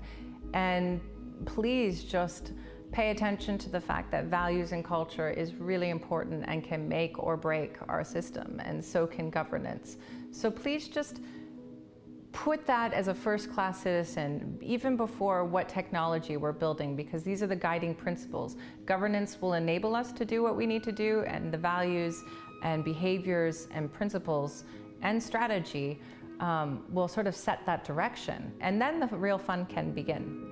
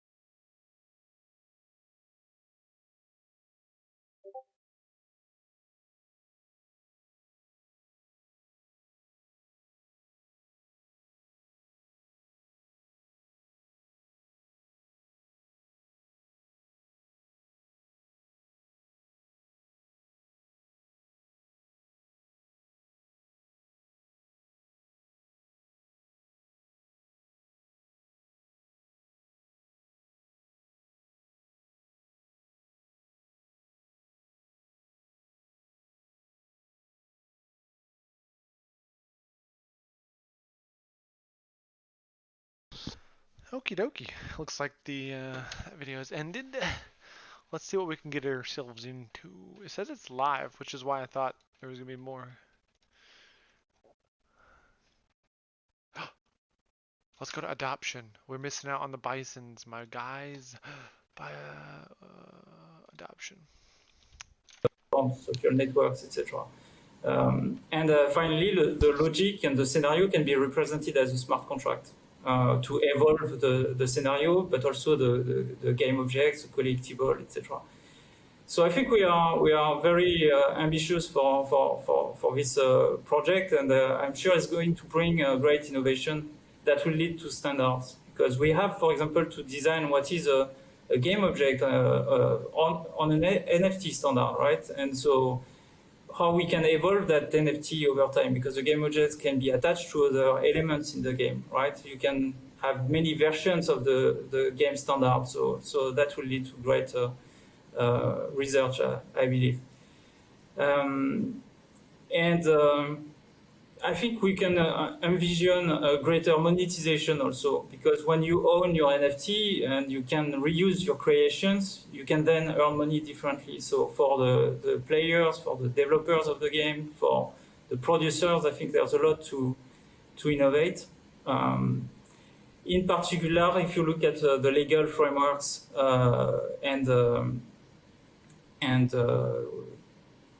I think we'll discover the complexity of players or studios to issue game objects and players to own game objects that have been designed by others and that they evolved, right? Where is the IP into this? So I'm really happy that we are launching this initiative today. Great, thank you. And Charles, you're one of the main sponsors of this game. How do you see the impact of NFTs on the game industry and as an interconnection between the physical and the digital world? Yeah, it's an interesting project, and it's actually a very fun project to work on. You know, the original design brief was that we wanted to do something where we combine NFTs, algorithmically generated music, and blockchain together with a geolocation component. You know, so there's a lot of games like, I think there was Idris and there was Pokemon Go and these things where something in the real world would be connected to something in the game world. And then there's this concept of blockchain enforced scarcity, which is what an NFT does. And there's a lot of examples of where that could potentially be greatly valuable. You know, I was a fan of Paul Hudik's work over at Yale with the Haskell School of Music. And so we always wanted to do something with algorithmically generated music. And so we gave kind of a very loose design brief to the students in France, and we said, have some fun with it and see what you guys can do. And it's absolutely remarkable to see month by month the level of creativity and the convergence to something that actually has very practical gameplay mechanics. For example, you have PvP components, you have marketplace components, you have the ability to upgrade and grow an NFT. Right now, NFTs are considered to be static things. They're pictures, they're videos. It's like owning a letter or something like that. It doesn't change, and it's just there, and you know, it trades and so forth. Well, what's nice about Crypto Bison is it's a new class of NFT where the use of the NFT actually has as much to do about its value and its tradability as just possessing it. And so that's really a great experiment to conduct. You know, this also has very practical infrastructural implications on Cardano. So right now with Crypto Bison, we're using, I believe, the Unreal 5 engine. And that basically means that over time, we can talk to all the middlewares like the Unities and the Unreals and the CryEngines and so forth. And we're going to be able to actually build out infrastructure there to make it easier for game developers to use the Cardano blockchain for games. So this is a great pilot. It's a great proof of concept. It's a great experiment to kind of take certain things like NFTs to the next level, take gameplay mechanics to the next level, and build a really immersive online environment that ultimately will actually bring game developers into the Cardano ecosystem for their own projects. And then finally, the bridging of the physical real world with the digital blockchain world, it hasn't really been done much before. There's been a few things here and there, and they're always fun and exciting. But this is an example of where we're taking something very real. My bison, I have about 500 of them on a ranch, and somehow we're finding a way to give them a personality and a life that'll extend beyond them and be consumable by the general public. Once that's done, then what you can do is use it as a template for anything in the physical world. It can be artwork, it can be other types of animals, it can be people, it can be places, these types of things. So these are design patterns. How to make dynamic NFTs, how to do geolocation with an NFT game, how to integrate a game into the blockchain space, how to build something that has competitive elements into it in a blockchain space, a PvP component to it. All of those components, this is what this game is really pushing out. And then what's beautiful is there's a lot of creativity on the boundaries. Like, for example, the algorithmically generated music component. This is an emerging thing in game worlds, and it's something that, in my view, is very underdeveloped. And it's exciting to actually see some progress be made here and have that be connected to a game world, have that be connected to an NFT world. That's going to be exciting to watch that grow. So this is one of my favorite projects to work on, even though I haven't had a lot of time and we've been so busy with other things like the launch of smart contracts. Every time I see this come up my calendar, I try desperately to attend the meetings and interact with the team, because they really get me excited. And it's a super pleasure to be here today and to see all of you and be able to talk about Crypto Bisons publicly for the first time ever. Yeah, thank you. That's so interesting. And hey, Karim, can you explain more about the game? Sure. So basically, once we spoke with Romain and Charles, the first question that we had as students was not about gaming at all, but what happened in a field when you have so many bisons, like 500 bisons. And in our team, we have two people who are really passionate about music, Enzo and Martin. And we thought about what will happen if bison discover music. So they are bored, they eat grass. One bison one day fall, and it makes noise, it's exciting, it's alive, it's okay, and then music is born. So we decided to make a link between these bisons, these real bisons, and a lore, like a digital world where bisons will be ruling the field with only music, a peaceful world in which you'll be able as a player to create your band and to challenge each other to determine who is the best band. What is great about what we are doing is that we are not only focusing on the generative music, right? It's procedural, so depending on the instruments that the bisons are playing, there is a kind of unique music that is going to be played. And also what is great about this topic is that we can create a real experience using the technology, the NFT and the blockchain, because what we want to do, we want all of the players to be the owners of the music, this unique music, and these unique bisons that they are going to be creating. So this is why we are implementing, of course, a marketplace to acquire bisons, but the most important, a sandbox in which players will be able to craft their own instruments, accessories, to give birth to bisons with a breeding mechanic and with seasons to limit the number of bisons. So this is very exciting. We've been working 2 months on this prototype, and we're very happy to share today a demo of this game. Crypto Bisons. In this game, you can buy bisons, which will be NFTs. Collect bisons, then build your own musician's band. And play amazing concerts with procedurally generated music.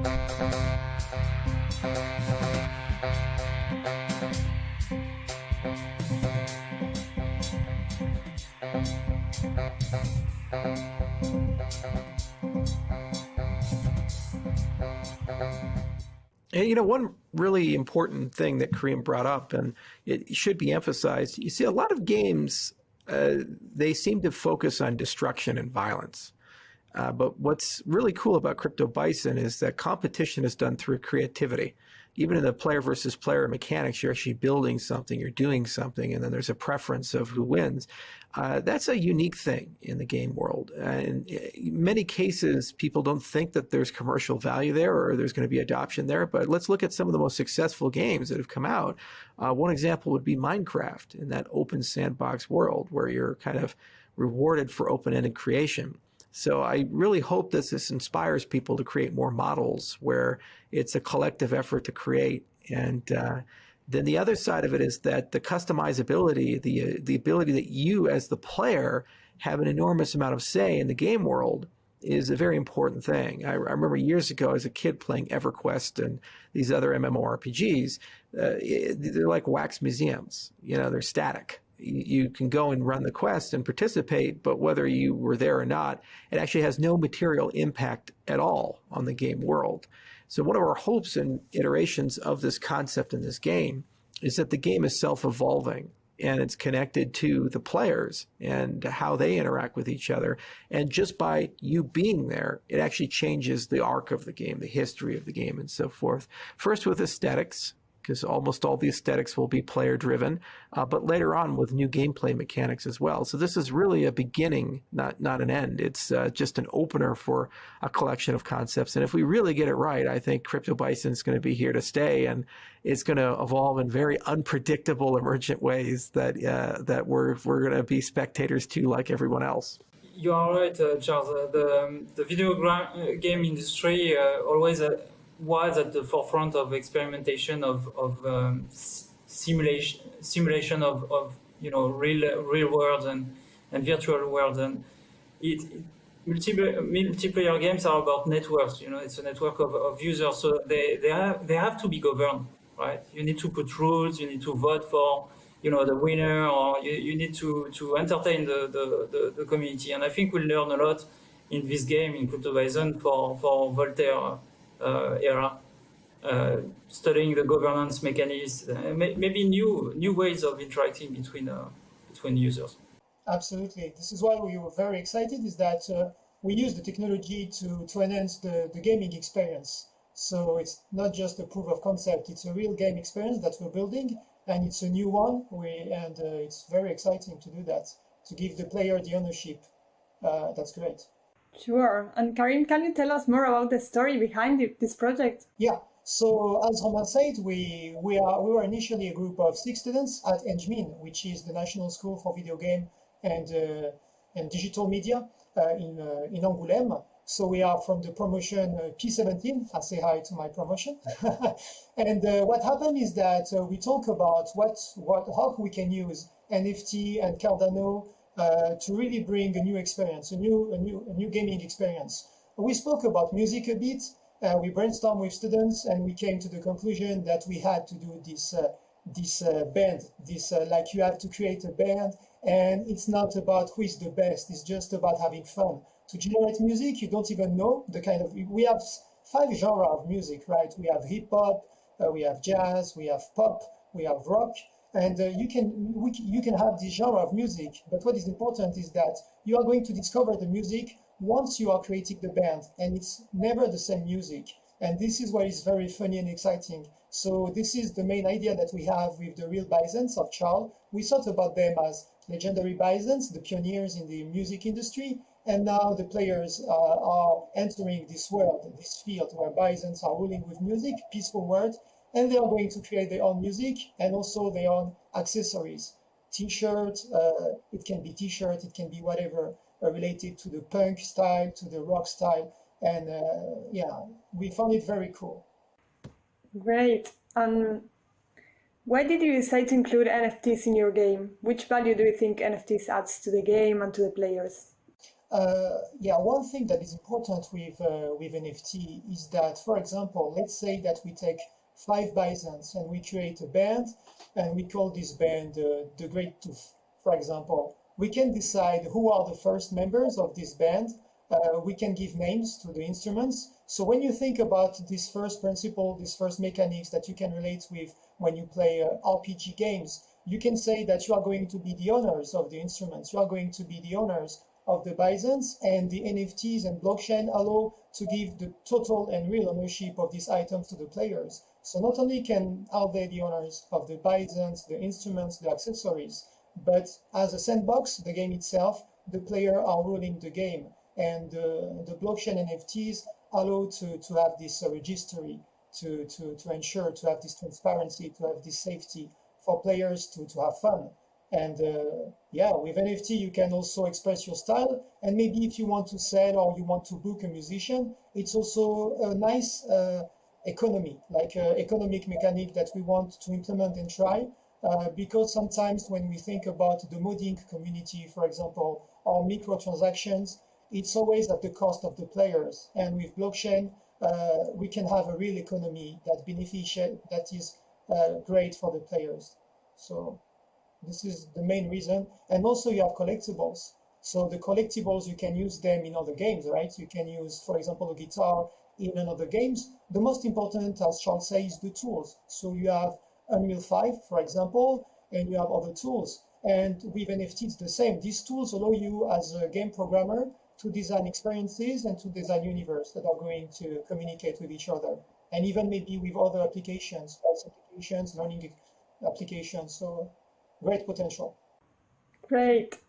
And Josh, can you give us some context about what IO has been doing regarding NFTs so far? Sure. As you've seen throughout the summit and what you'll see coming up at the summit are all the different partners and approaches that we have, from Crypto Bisons here to partnerships in the ecosystem with other marketplaces to get Cardano integrated and open up those platforms for artists and creators. Outside of this, IO, as you know, is very innovative, and we're looking at ways and measures to bring NFTs to other products across the board. We're very excited for the direction it's taken us. We've had a lot of hard lessons learned, and we're really generating out how we can make Cardano #1. Yeah, just by the way, Josh has been in the collectibles business for how many years now? About 3 years, 4 years?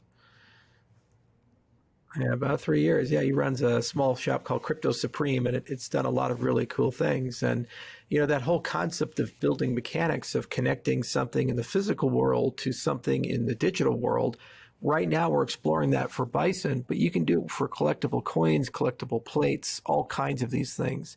And that whole concept of the use of it generates a history which is verifiable to augment and improve the value of that collectible asset. We intrinsically do this, like, oh, well, hey, this car belonged to John Voight, or this painting here Napoleon had, or something like that.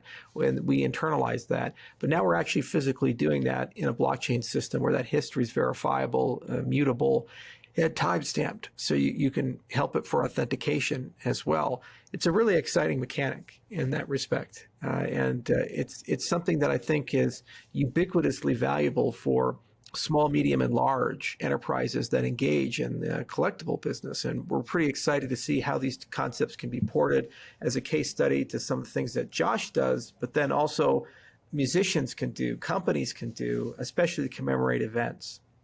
Yeah, the notion of the rights behind an object or a creation is important we need to learn about it, because the NFTs are representing value currently, but they don't transfer the ownership, really, or the digital rights, the copyright associated to creations, for example. And I think this project will lead us to be proposing, our contribution to some standards. Well, thank you very much, and be on the lookout for more details on this Crypto Bisons game. Yeah, I would like to credit the team that created the prototype and is working very, very hard to implement all these mechanics.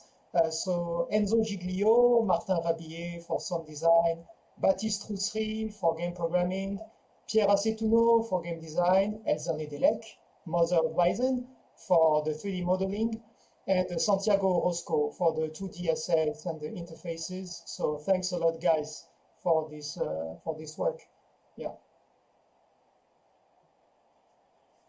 Yeah, we have also 2 new contributors. So we are going now to work really hard also on the animation side of the project with Laura Martin, who is a 3D, 2D animator, and a friend of us, Valentin Posadas, a UX researcher, who is from our promotion, who is going to help us to playtest the game and to improve the mechanics and also the interfaces. So I think that it's going very well, and we are very happy to have these 2 new people with us. And it's important to point out this is a living project. So as the project evolves, the level of collaboration will continue to evolve. And then another thing is that as we build things, the Plutus group, the core team, is going to analyze what we're building. And if we find really interesting things that can be templated, modules that can be constructed, we'll spin them out of CryptoBison and open source that code and make them available to the general public for other game developers to use them, small and large. And so the longer CryptoBison go on, the more advanced the surrounding technology around CryptoBison will become. And certain things like algorithmically generated music, it would be super cool for those to become open source libraries and tools that any game developer can use. That's part of the ethos of this company. Input, output, everything we do, we always try to open source. We always try to be Creative Commons. We never pursue patents. This is really the people's space for creativity.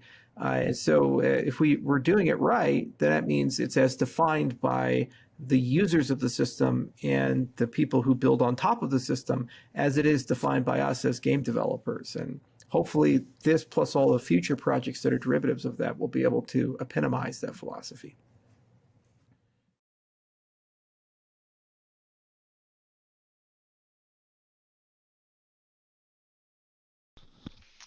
All right. I'm ready for some crypto gaming, honestly. That is what I am super interested into. That's what I'm super interested in. Let's see.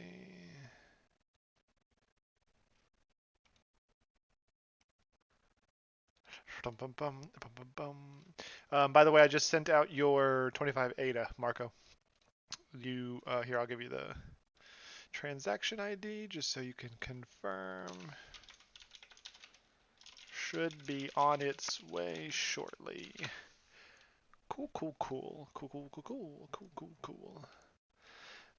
I'm gonna go ahead and switch the stream over to do some gaming, where I'm actually gonna play some VoidTrain.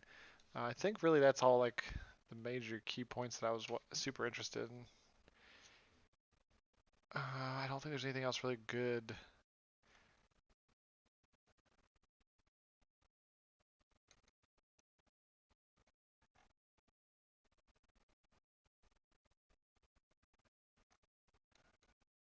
I'm curious about this right here, this big section.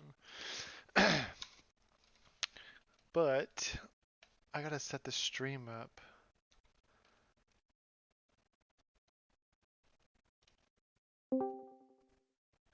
Hello, just a heads up, I'm live. So I shouldn't do anything stupid? I mean, you can do whatever you like, but just a heads up, I'm live. Okay. I'm live on the YouTubes. Look at you. Yeah, about to switch over my stream from crypto to gaming now. Woot woot. So I just gotta... Well, that one's kind of pretty. Alright, I can close out of this. F11. Alright, give me 1 second, guys. I'm gonna switch the stream. Okay. Wait, what? He's streaming. Oh, what are you streaming on? I'm streaming on the YouTubes. Can they hear us? Yeah, I think. Oh, okay. I was just making sure. CryptoCarroll? Yep. We're gonna stream too! Oh, yay. Are we? I mean, as long as you can get over the fact that you're not showered. Asmongold doesn't shower before he streams. It's your boy. Be like Daddy? It's your boy, Asmongold. You might want to, like, your thing says main stage day 2 CryptoCarroll 88 I know. Cardano Summit. Okay. He's changing it. Yeah, dude, what the fuck? Welcome to the stream. CryptoCarroll VoidTrain session. Gaming. Wait, have you been streaming this whole time? Like it says started streaming 2 hours ago, is that right? Yeah, I've been streaming the whole time. Oh, okay. Did you get people in for your ADA giveaways or whatever? Yeah, some people stopped by. Nice. We're gonna switch it up to VoidTrain. I'm gonna retweet it. I'm gonna say Twitter. Are we going live, Law? I mean, we can. I mean, we don't have to. I would like to if we're playing VoidTrain. Yeah. Yeah. Our lights are. I can fix that. I can fix you. Oops. Ooh.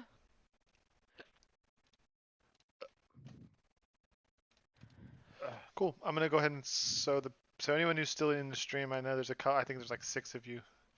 I'm switching it over to VoidTrain. So give me a second. I don't have any scenes set up. I'm a terrible streamer, so it's fine. It's okay. So are we. We're not terrible streamers. We're average streamers. Is that the right word? Yes. I'm terrible. I don't know about average. I think you're terrible. We're average. I think we're Andes.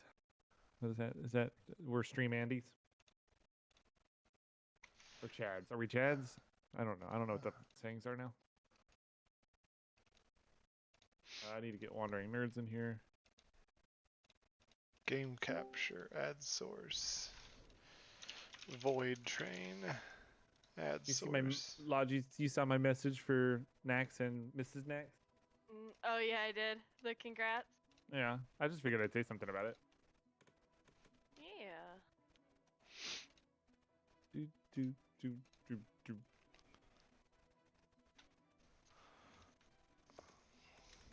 Oh, it doesn't work anymore. All right. Just waiting on you two. Yeah, give us 1 second. You're fine. What doesn't work, Bob? Let's see, audio.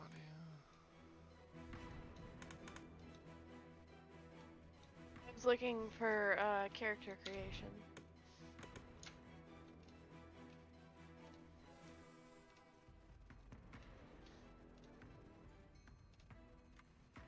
Hold on. I gotta get.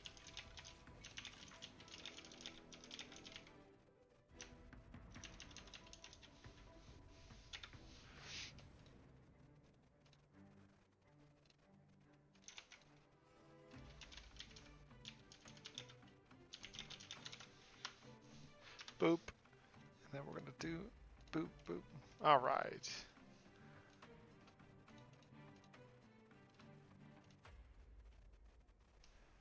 I need a third monitor is what I need.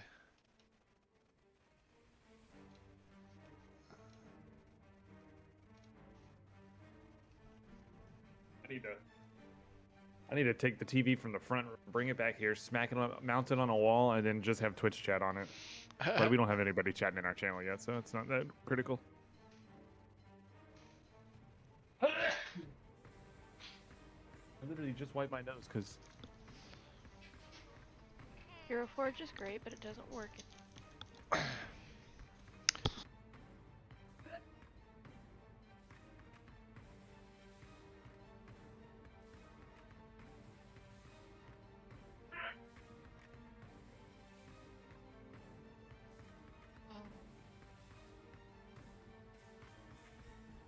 It says YouTube's not receiving enough video to maintain. Sure it is, what you mean?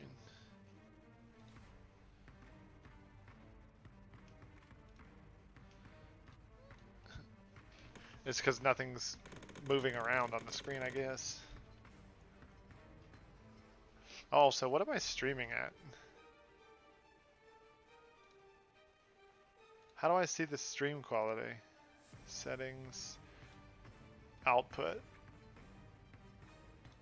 video. Oh, I'm streaming 1080p 60 FPS at 4K. Or at 4000 bit rate, I mean. Oh, I need to change our output. Whoopsies.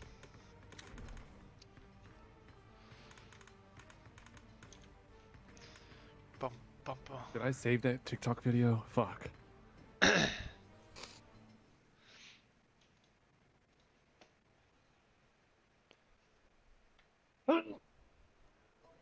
How do you look at the ones that you've saved or liked or hearted?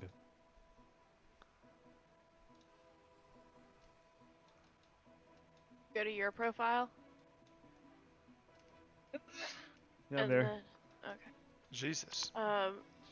Yep. That thing. Oh. Scrolling. Save the video. How does anything work? Do you stream to YouTube? Can you use like the same widgets and shit when streaming to YouTube with Streamlabs? I don't get it. Maybe. All of these use Flash Player, and Flash Player isn't a thing. Wait, what?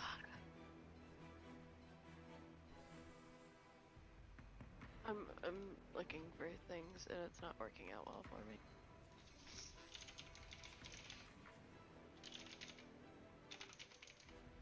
All right, we're live. Yeet.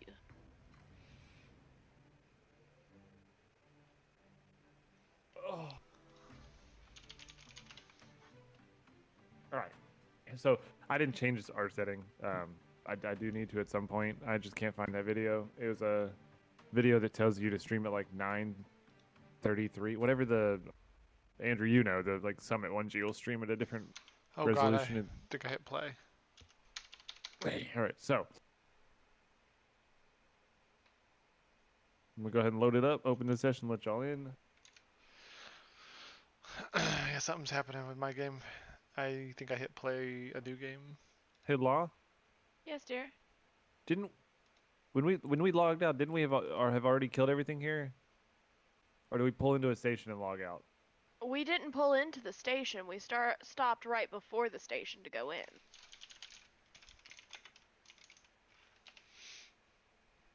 Hold on.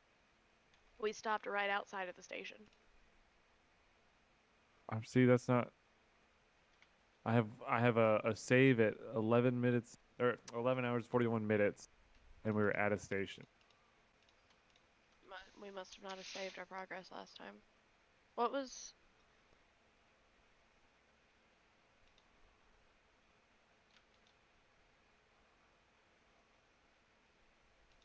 I have a save from 11 hours and 47 minutes. What is that? That's weird. I have one at 11 hours 40 minutes. But this is at the station too. Why won't this work? I guess it didn't save last time we played. All right, well we'll just or something. Maybe it rolled back. I don't know. It's weird. Maybe. Oh, let me make sure I have the stream open on this other computer so that I can get the viewer count. Thanks, man. Oh, yes. All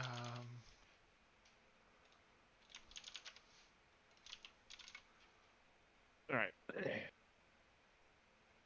And then let me post everyone we're live. Yeah. So if you want, you can throw something up on Facebook. Why do they have different dates on them though? Because when we played, the date is 09/20/2021, so that's when we played on the 20th. I wonder if this works. Oh, I see.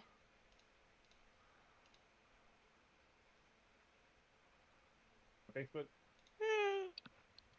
Nothing crazy, just a little post.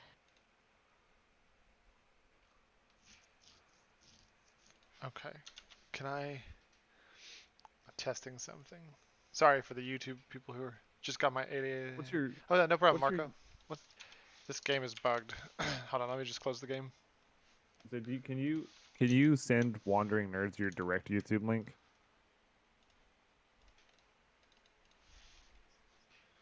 What my direct YouTube link, like to what? Just to your live. To my live or to my channel? To my live? To your live, like whatever your live is right now. And just DM it to Wandering Nerds. Yeah.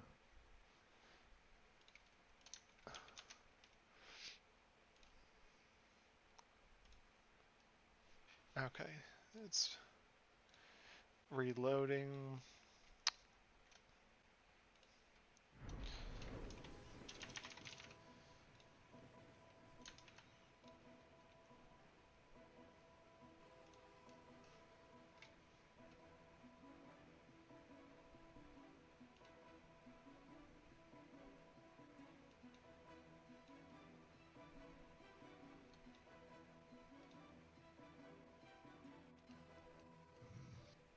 How do I put this?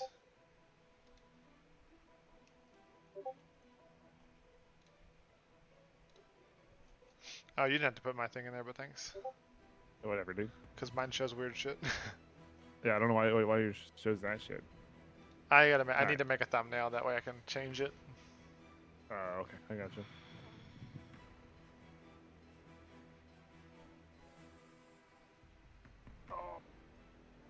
All right. Well, I'm gonna open it up. Why can't I?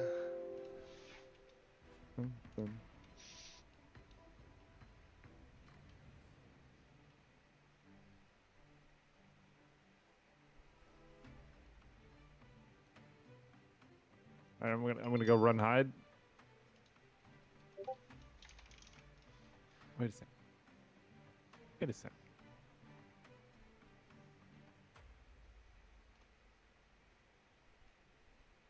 All right, Law, you wanna come? You wanna? Oh, I gotta open the session. All right, session is open to friends. Okay. Hopping in. I'm being hunted. My screen is frozen, by the way. Is that my NDI? Yeah.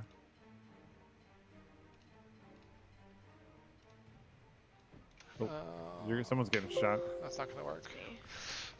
Alright, I can find a game, filter, friends. Oh, I forgot this game. You have to hold buttons a lot of the time.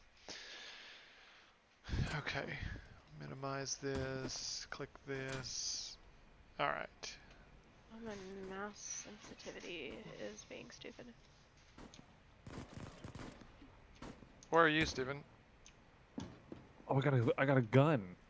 Oh, nice. Is this you? Here's Lala. Yeah. Okay. Oh, jeez.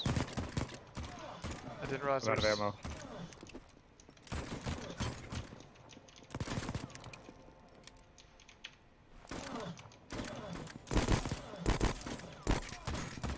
Well, that was...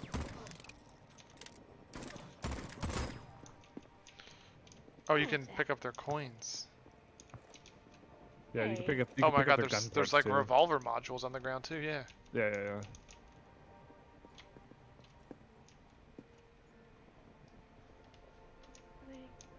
Here's a medical bag, but I can't loot it. I guess you can't loot it. Well, you can't loot everything. I just had to loot. Oh. What? It says interact, but nothing's happening. Weird. What's wrong, Law?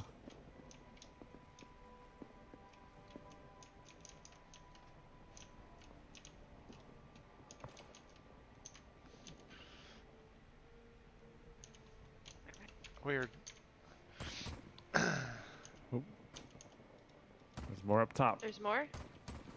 Yeah.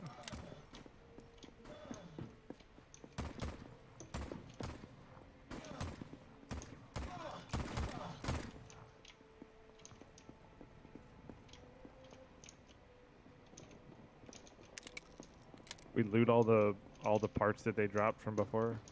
I looted a bunch. Is somebody getting shot at? Oh, it's, No. oh my, it's me! There's a whole bunch of them.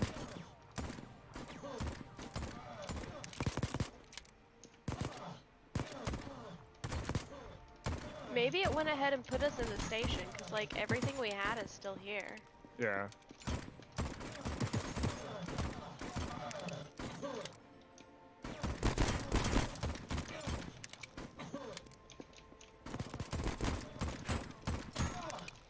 Is it being like laggy for y'all?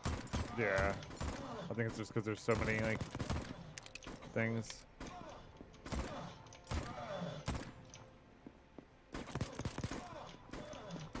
I don't even know where y'all are at. There you No are. problem. There's more down here. Oh god.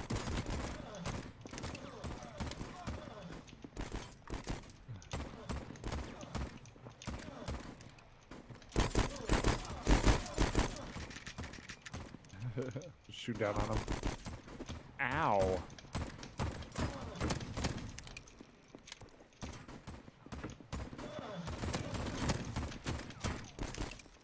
Oh. Behind you.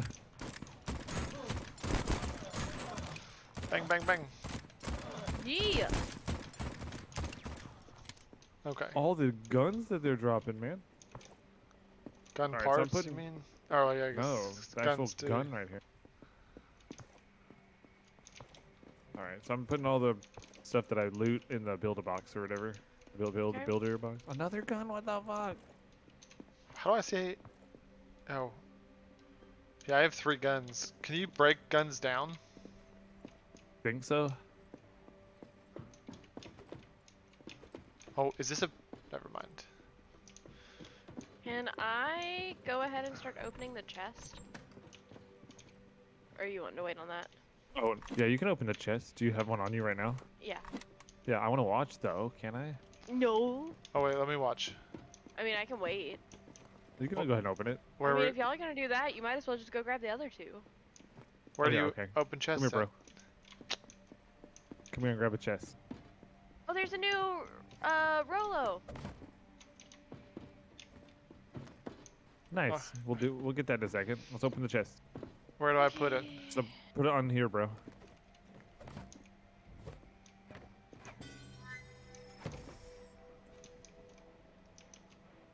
Shroomy. Nice. We got a shroomy. We can feed him. I'm full, unfortunately. Let's just open all of them first, and then we'll deal with, What is that? Oh, it's seeds! We got more seeds! Oh, nice. Another shroomy. Alright. They're strange seeds. The question is, have you made more chests that hold more Yes. stuff? Yes, this whole front row is upgraded. They have iron bars on them now, or whatever. They're like reinforced, so they hold a little Gotcha. more. But all the loot that we find here, we put in what's called the builder box over here, so that it And can then we'll hold go everything. through and sort it. Then we'll go through and sort everything and get everything back to the train. I was gonna say boat, but it's definitely a train, not a boat. How do I tell? This looks full. Oh no, there's a second No, page. it's got like yeah. I'm just putting all the guns I found. Yeah, that's fine.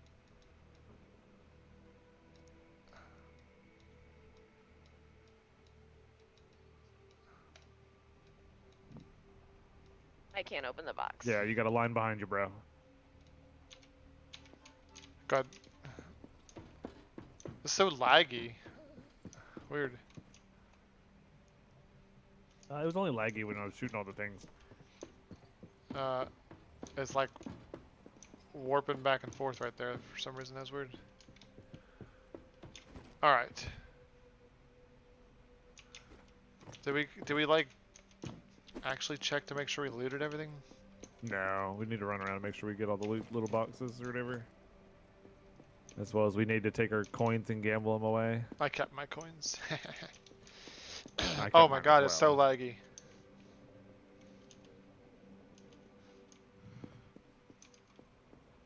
I think if these stations have gotten a little larger since the last time.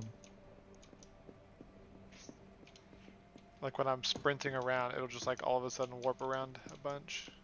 Can I go plant my seed?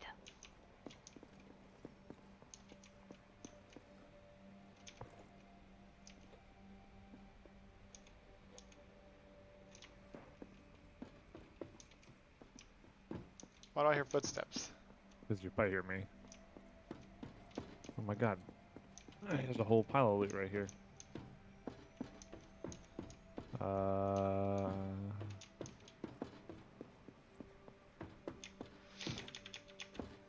We still have... Gun part right there. And a gun part right there. While we're here, we can probably go ahead and like upgrade the rest of the chest too. God. Yeah, some of them. them. Yeah. No doubt, no doubt, no doubt. You guys notice the big dragon or scaly looking armor thing over here? Where? I don't Probably know. that big spiraling To the thing east. Somewhere off to the east. Looks like a snake dragon skin type. again. Yo, John, what up? Where's the gambler at? Where's the gambling machine? I don't know. I haven't looked for it. It's usually pretty close Over to here the. on the side.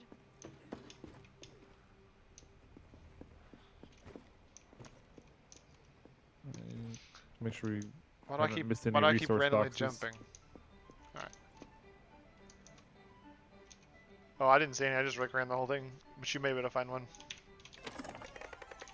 I'm just looking around. That's such poop reward.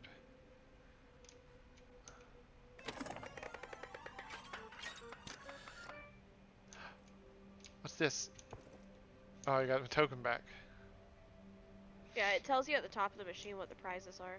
Yeah, but it definitely says bomb. But I got a token back. Because you got a token in the first slot. Wait, was I smiling, John? Oh. Was I smiling? Today is a bad day to take screenshots. Can we pick a different day to do this? Stop giving me organics and meat. Wait, hold on. Because I'm definitely looking gross. Hold on, here's a good screenshot for you.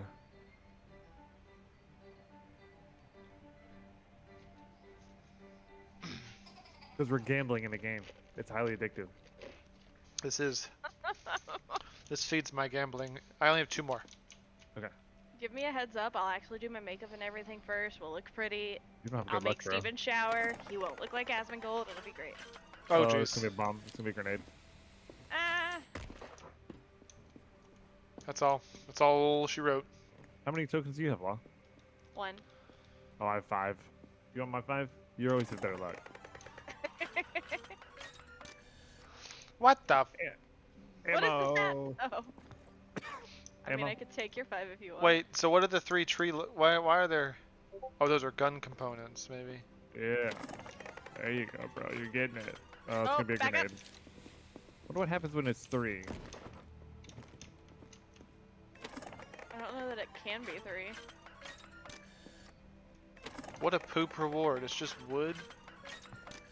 It's supplies that we need. It's No, not we poop. don't.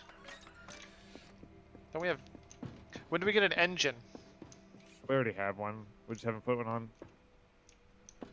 What's this? Tier 2 smelter. Fudge. Brass, steel... Becky?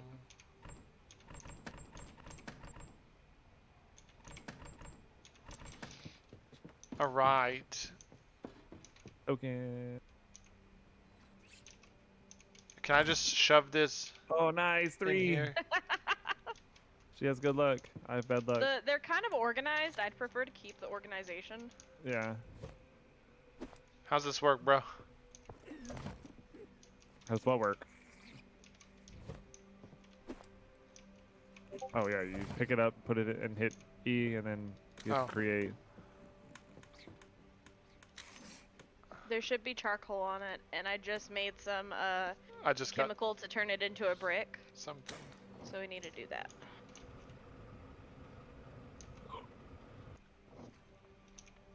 Bomb! I got 3 coal chunks. Yes, and you use those to make a coal brick with the chemical.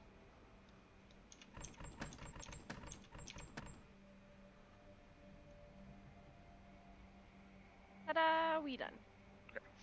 Okay. Oh, do we gotta get the... Do we have another spot for the Rolo?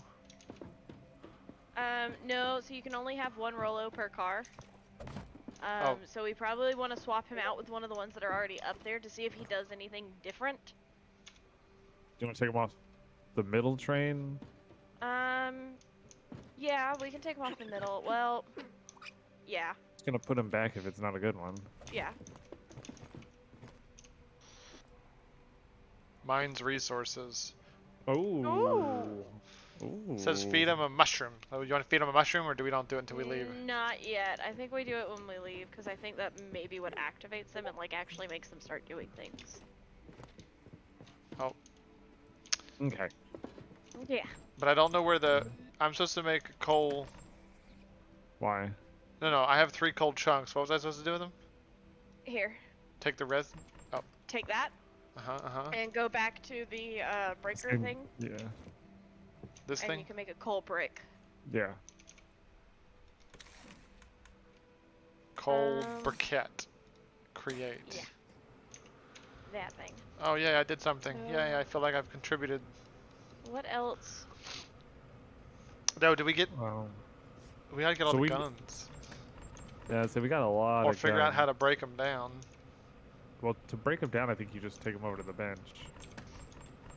What's Do up? we have a whole lot of scrap right now? Oh wow, this thing does 44 damage. Yeah, probably. We have some inside of this thing. Holy shit, we have so many guns. Jesus Christ. I'll come pick up the scrap and start converting it to iron so we can upgrade some more chests if you want. Or do you want to work on actually getting the steam engine? Oh, I don't Oh wait, know what what's I want this to work roll? on, What's sorry. this roll though do? What's this one do? One increases mood, one protect. Yeah, but I picked this one up. This one doesn't do anything. This one's like Oh, just. That one is protect.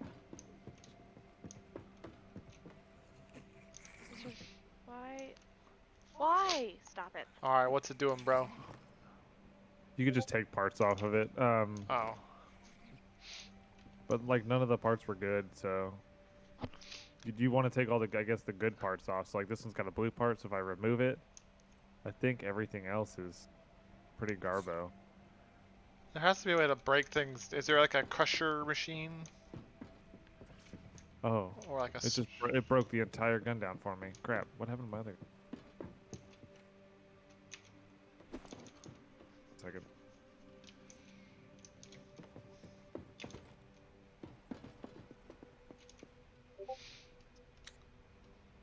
Oh, all those weapon parts right there.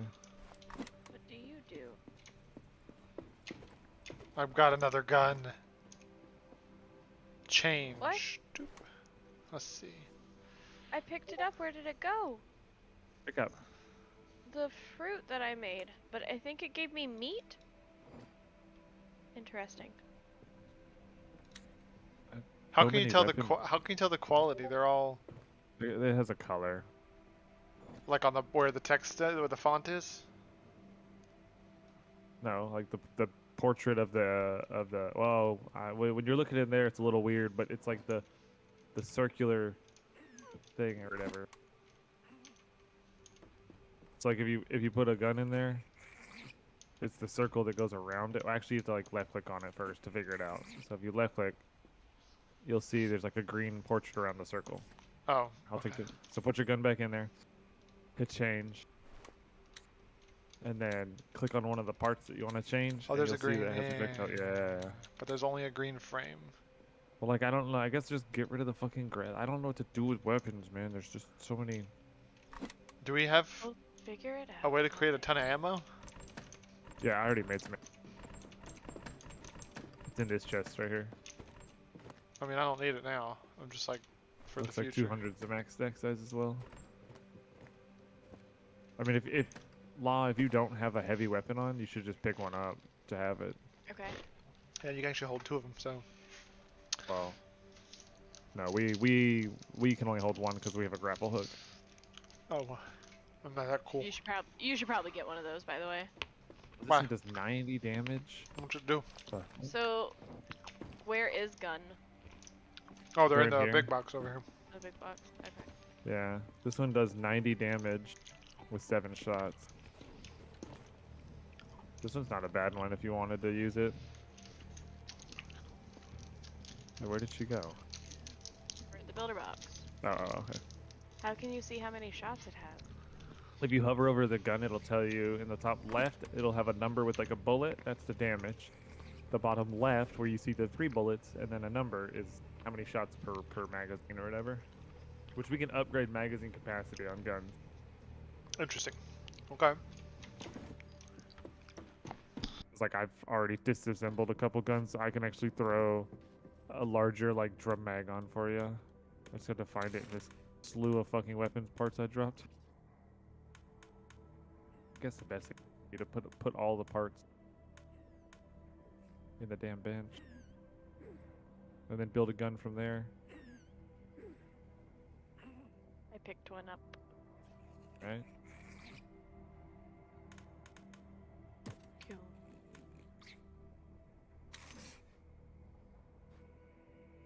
I'm picking up all the random parts that are in the box and putting them on a certain page so I can look through them and like build a good gun.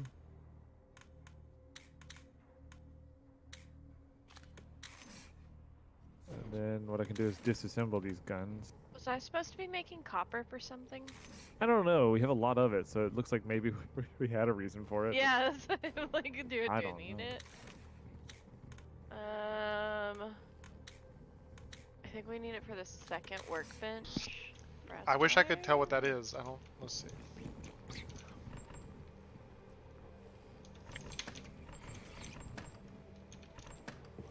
Are y'all making a?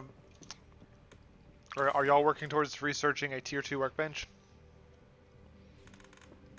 I don't know what we were doing. I think right now I personally would like to either get the steam engine or upgrade the rest of our boxes, and I almost feel like we need to upgrade the boxes before we do the steam engine, but I also feel like we're far enough along that we need to get the steam engine done. We can also upgrade the train cars. So like right now our front wagon is too long, the next wagon is 1, and the next wagon is 1. So we could definitely upgrade our wagons to be longer. How the fuck do you do that? That then? Go to the up to the top, up here to the control. Oh. Let me interact with it first so I can tell you. But you'll hit E on it. I'm already here, sorry. We need okay. 2 iron, 2 springs, 2 bearings, and 2 bolts. 2 iron bars? I got 2 iron bars. Springs, bearings, and bolts. So we can upgrade each of our... So we're at platform limit, but we can upgrade... Oh wait, it's saying platform limit reached. What does that mean? We may not be able to upgrade it. Well, we upgraded the front one. Maybe. Oh, it's just saying not enough resources. Oh, okay. Yeah, I got it. Oh no. Platform limit reached. So, can we upgrade the first one again? I don't know. This sounds what it sounds like. Okay, well, let me go ahead and craft everything. See what happens. Yeah. And we'll kind of throw it in there and see what happens. All right, I'm just disassembling guns.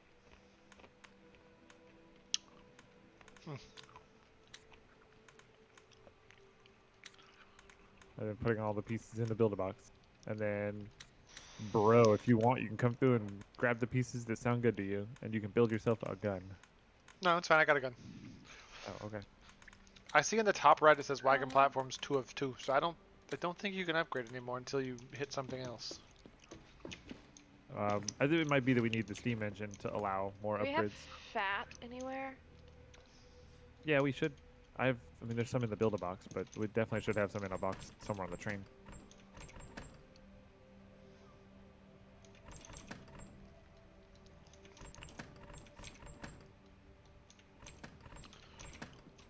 Aha, there it is.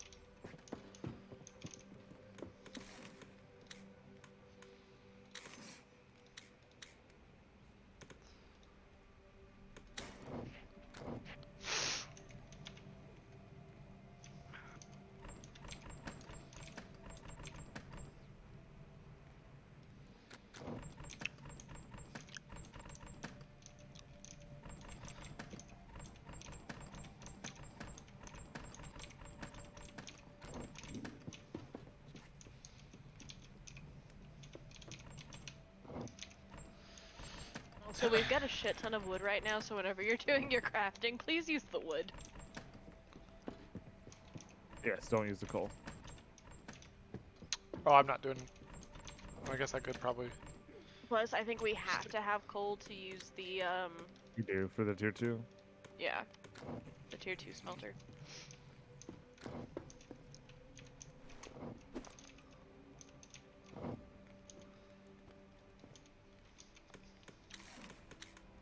Right.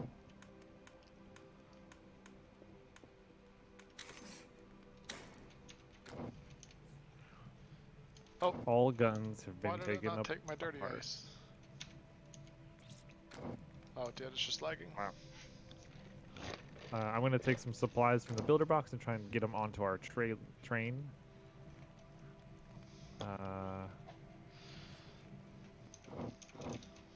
Chemicals make the green chemicals, so let me go ahead and I'll go ahead and start that up.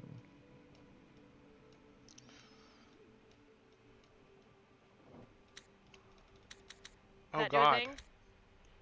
Did I do a thing? Oh, Yeah, it broke my Yep. game. Oh. Oh, I'm sorry. Oh wow. What is this? I'm gonna build some floors. Yeah. So, hold. You want to hold your T key to get to the other one. Get to. I can do it if you want. I got it.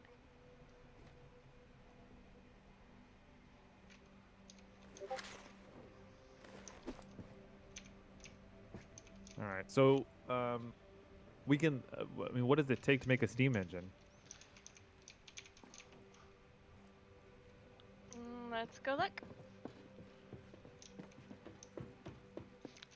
I don't know, but I didn't realize the builder box had like 2 pages of gun parts. Is that you, bro? Yeah, I did that.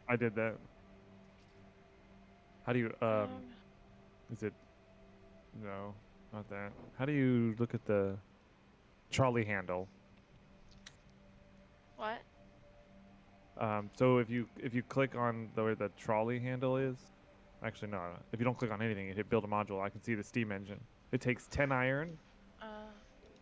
Okay, 4 gears, 4 pistons, 4 copper pipe, and 4 bolts. It's a lot of iron. I'll get it. Let me write that down. Seriously. Okay. 10 iron bars, 4 gears, 4 pistons, 4 copper pipes, 4 bolts.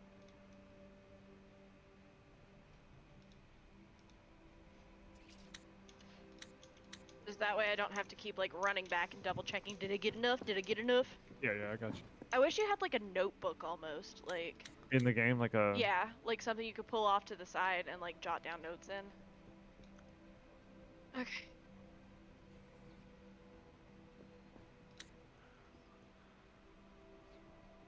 Let's start with the copper because there's not as much of that. Someone wasn't in the way. Sorry, 1 second. Said 4 copper pipes. Yeah, you're not making it, right? Oh, I can stop. Do we have copper pipes? No. We have copper is what I'm saying. Oh, yeah, no, I've got the copper. I just need the pipes.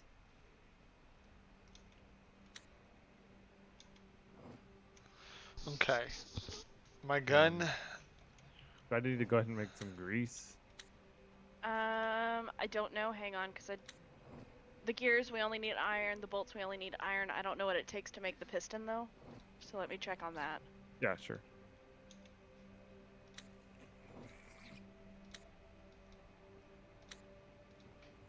Walnuts. What did the piston look like? Is it the forcer? Okay. I need 1 more grease. Why can't I get the gun? Did the game freeze? What? Hello? Yeah, your Discord crashed too. What do you mean my Discord crashed? No, Stevens. Oh, his He whole. can't hear me.